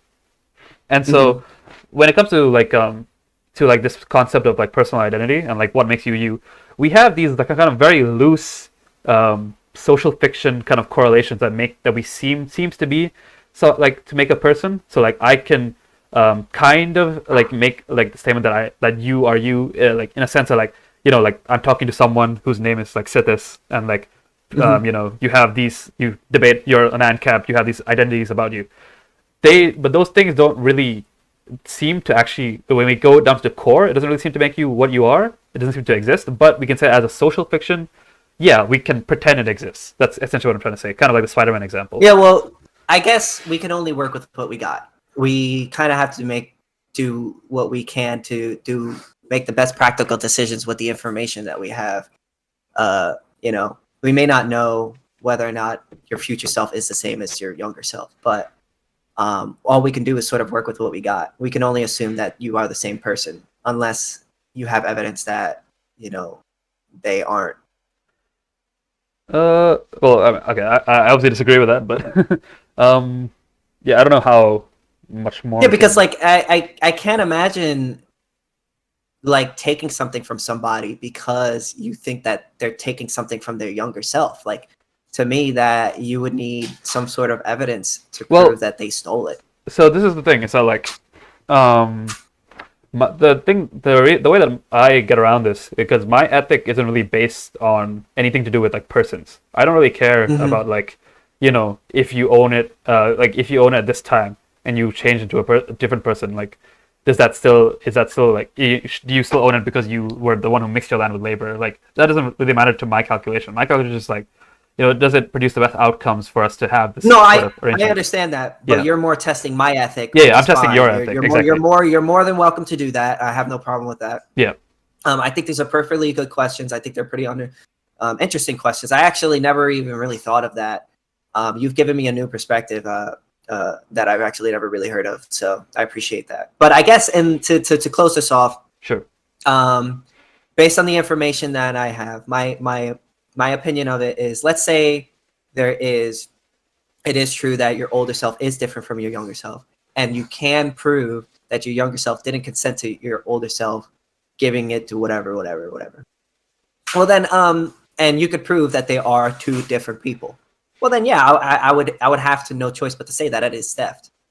But you would have to prove all those things before I could say that. Well, the thing is that like, but like the thing is like, so you when we're talking about proof, like, but I've already given you like so like when it comes to like the proof thing, like I'm asking you like so you, like you seem to kind of agree with me that like, since there's no real like way to like say that like this thing, certain things make a person the same person over time, that it seems like it seems to be kind of somewhat evidence in favor that they've probably done it. You're proving the first claim, but then you would have to prove the second claim, which is that the second person took the thing from the first person without their consent. Well, sure. So when it comes to that, I gave you an example, right, which you seem to kind of agree with, which is where like, if another person, like if a person mixes their land with the labor and then they go away, they get themselves replaced by the scientist, someone else possesses it. It seems like you don't really think that the possessor. No, I would say that then that person, the first person, would be dead, and the first. But then you would have that in itself would be the evidence, right? Yeah. But in most situations, you don't have a scientist there that you could look to and be like, oh yeah, that you could be like, hey, this scientist did this, so therefore this is a different person. Blah, blah, blah, blah. Like, you're giving me a hypothetical where you could prove it, right? Wait, how do you? And if you could prove it, then yes, I would say yes. Wait, but what does a scientist prove? You can't generally. What does a scientist prove? Well, the scientist can prove that he did the scientific experiment. But okay, so all the scientists. But he could prove that it was two different peoples by showing the fact that he did it. By showing the fact. Do you know what I mean? Okay. So then, let's change the hypothetical then. Let's say that there was no scientist. There was just a random like a teleporter thing that was just there that just came from the sky or something. And then like the guy walks in to the teleporter and then his cells get replaced. There's nobody else around. So would your evaluation change then? The person making the accusation would have to prove that first person who got into the teleporter is a different person from the person who left it. So you don't think that they're a different person? I'm just asking for your perspective. I mean, I don't know. I mean, if let's say it is, then you would have to give evidence that person is a different person. But but like here's the problem. I'm asking for your perspective on. Oh, if it is a different person, then if it is a different person, then no. That other person's thing would go into the commons, and then you could take it. Sure. But I'm asking you, like, does that make them a different person? Oh, I don't know. So I don't know. But that's the thing, is that like, so I have no idea. Okay. Yeah, that's a hard question. That's like a really, yeah, I don't know. So that's the thing. It kind of seems like, it seems to me that it doesn't really seem. It seems like your ethic has a very difficult time kind of Well, evaluating this. any ethic is going to have a difficult time dealing with that situation. Well, I think so. I can explain from I mean, mine how. any ethic is going to have a hard time, Well, dealing with well, that situation. well. The reason that your ethic in particular has a difficult time is because like you have this sort of like temporal aspect where you're like, okay, this specific person mixed their land with the labor, and so they own it, and so that chain needs to exist. And if the chain is broken, it kind of seems to like throw everything into like a kind of weird. We don't know what to do. Well, just because there is a situation where it's hard to figure out what to do doesn't make the ethic Sure. not good. You know sure. what I'm saying? Like if we were to say, if you could prove that person stole from another person, it's always going to be wrong no matter what. I agree. I'm not saying You know that, what I mean? I'm not saying that this is like this like completely defeats your ethic or whatever. I was just using this was just like an argument I wanted to throw out just to see how you would respond to it. No, And, like, hey, throw it at me, man. So yeah, like I said, just because it's hard to figure out whether or not somebody violated another person's right or didn't violate another person's right, doesn't take away from the fact about whether or not if they had done it, it would be wrong. yeah, but like so here's the thing. So like I'm giving you like kind of all the information that to try to evaluate it, but it seems that like even that like it doesn't. Wait, what was the question again? So okay, so like the hypothetical is basically just like is I'm asking you like from your perspective so when the person goes to the teleporter and like gets all his cells like changed, and then he goes. Oh, I said I don't know. I have no idea. Yeah, so that's the thing. That's the thing. It seems like I don't really see how you could. It doesn't seem that you could really. I guess I would have to assume. I guess I would have to assume that person is the same person. Okay.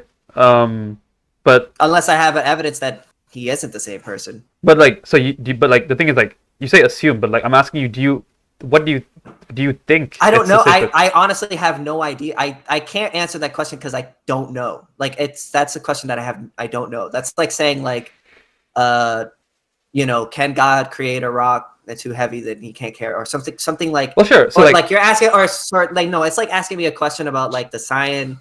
Like what happened before evolution? Well, sure. Like, so like I don't know, But like no, the thing is like this is just a question based on your perspective. There's no like wrong answer necessarily. It's just like what. Oh, I don't know. I have no idea. If I have no idea if it's the same person. Because like so like I would if I were to choose one way or the other. Like if you were to force me to choose one way or the other, I would probably say that it's probably the same person.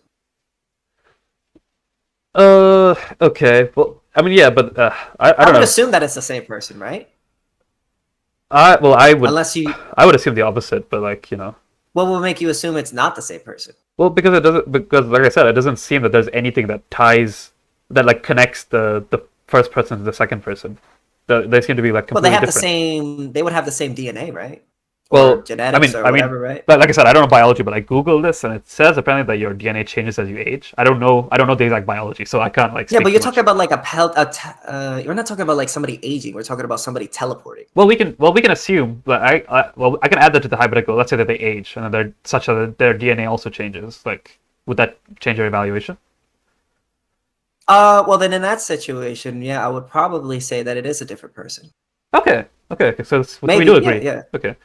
Yeah. So I just didn't. I had to think about it. I didn't really know. Sure. Okay. So yeah. So that's kind of the thing, right? So like, if you do think it's a different person, then how do you evaluate the situation? Does the property go back to the commons? Oh, well, in that situation, I guess I would have to say that the person who is possessing the body, we would have to assume that they are the same person, unless you have evidence that they are not. But didn't you just say that you think that they're a different person? Well, I think, but I don't have evidence. Like, I don't know for sure. But okay, but all I'm asking is your perspective. Are they a different person or not? Like, do you think so? Oh, do I think they would be a different person if they're like all their cells changed and their DNA changed? Yeah. And like their genetics and everything. Oh, well then yeah. Okay, so so when that happens, then what happens to the property? Does it belong to the? Oh, well then that first person would be dead. Yeah, that first person property would be dead. Then it would go into the common. Like it would, okay, sure. Then the person who was the other person who came and stole it, like quote unquote. But well, they didn't steal it. They didn't steal. Because it's. So like the hypothetical is that like they came to the house when the person left, the person who mixed the land with the labor, and then like they started possessing the house while the first person was still alive, and then the cells transformation happened, and then like now it would just belong to the like former. Wait, say that again. I'm sorry. Say that again. Okay. So the person leaves the house. The owner of the house leaves, and then as soon as he leaves, the person the possessor comes into the house. So the owner is still alive, and the person is staying in the house. Then the owner goes inside the teleporter and changes his entire like DNA and everything. So he would be like a former theft, right? In your ethic, supposedly. Oh, if he took it before the person died? Yeah. Oh, well then yeah, that would be theft. Yeah, but then what would happen after the person quote unquote dies? Does the former theft I own mean, it? it would have been theft at the time that he's alive, but when he dies, then the possessor you could do at that point. Yeah, the possessor would possess it, right? Yeah. Yeah. Okay. Yeah. So then, but it would at the time that he's still alive, it would be still. Be wrong that's what I was trying to say. That's why I called him like a former. I had a hard time understanding what you were trying to say. You're good. So I guess like so that's the thing. It's so like it seems to be the case that like if you agree with that, then the consequence of that sort of thing would be that like if someone if like because that could happen in real life, right? Like what I'm describing isn't something that's like impossible. It's just that like if someone like has a property and then they leave it such that like enough time has passed such that all their cells have changed, their DNA supposedly changes, and then someone else is possessing it, it seems that you would have to then also agree that like the possessor now owns it from your ethic. Oh, but the only way that you could do that is by proving. But like, that you would have to prove that first person that first person is no longer alive anymore. But you agree that he would be, right? Assuming we know that his cells and everything have changed. If we lived in a perfect world with all the evidence available, then yes. But okay, that's you know what I'm saying. Okay, yeah, Okay, I get what you're saying. So yeah, I agree. We wouldn't have evidence that all of his cells changed and everything. But I'm just saying that if we knew that all of his cells and everything changed, if we lived in a perfect world where we had all the evidence and that and what you're saying is 100% true, and on and on and on, then yeah. Well, okay, sure, but that would be theft. I mean, not theft. But that's the thing is that like it's so like since we know that like our cells do change and all the DNA does change, it does seem to be the case that this could happen in reality, and you wouldn't say it's unethical, right? It could happen, but I don't know if it could happen because it would. But I don't know if you could prove that. But we do have evidence that our cells change and our DNA changes, right? We do have evidence that our cells change, but that doesn't mean that you could prove that this person is older than that person, so therefore he's no longer that person anymore. You have to give evidence for that. But I'm asking, okay, but then like for me to know what evidence I need to provide, I need to know what you think makes them the same person, or what would change them. You need to provide that to me so that I can give you the evidence. I don't know. Well, if you're saying that, I can only I don't know. I don't know enough about that subject to answer that question. But that's the problem, right? So like, if you want evidence, I can't really give you evidence if you also don't know what I need to provide, right? That's the hard part. Yeah, that's the thing about identity. Yeah, it's kind of a hard thing to know. Yeah. So I mean, so that's pretty much it. That's all I can really say about that. Yeah, I guess we can wrap it up. I mean, like that's yeah. All right. I guess I'll just give a short closing statement. So like, Yep. In summary, yeah. So just to shout out myself again. My name is Vexy. I have a YouTube channel. I probably will upload this debate. I've been recording it as well. Yeah, this is interesting. A lot of the arguments are. This is something I've thought about a lot. So like, stuff like argumentation ethics and like the voluntary thing. I don't know. I think that I did a good job kind of demonstrating my perspective on that and like how and yeah, the last one. Yeah, I'll definitely have to think about that more and come back to you. Yeah, for sure. If you ever want to have like a second debate, we can. But yeah, anyways, yeah, and as for the third thing, like, yeah, this isn't like a knockdown argument for libertarianism. Like, you could, if you wanted to, you could just bite the bullet and say like, yeah, they can take. So it's like, I'm not saying this defeats your entire ethic, but I'm just saying that like, this is like an interesting case that I think is a bit hard for your ethic to solve. And yeah, that's it. I guess like that's all I have to say. Yeah. Yeah, I guess I can only there's always going to be cases where there's not going to be a clear answer about who committed the aggression or not committed the aggression. You know, there's always going to be situations like that. The thing is, I guess for libertarianism is that we define what is wrong and what is right. You know what I mean? Yeah, sure. Mhm. Yeah, I mean, Like yeah. we believe that rape is wrong. We believe that stealing is wrong. We believe that murder is wrong. There's no circumstance in which you could give me where I would say that it is okay. You know, we're consistent across the board on that. Sure. Yeah, I don't disagree with that part, at least. Yeah. Mm-hmm. Anything else? No, I think that's it. Yeah. Yeah. Sure. Okay, man. All right. You know what, man? I had a really great conversation with you, man. I really liked your talk. I feel like you've given me a bit of an. I never had anybody talk to me about the whole body thing, so that was definitely an interesting conversation. Yeah. So yeah, that's pretty much it, right? Yeah, I guess so. All right. I guess. All right, man. Yeah. See ya. Bye. Have a good night, man. Yeah, you It too. was good talking to you. You too. Bye.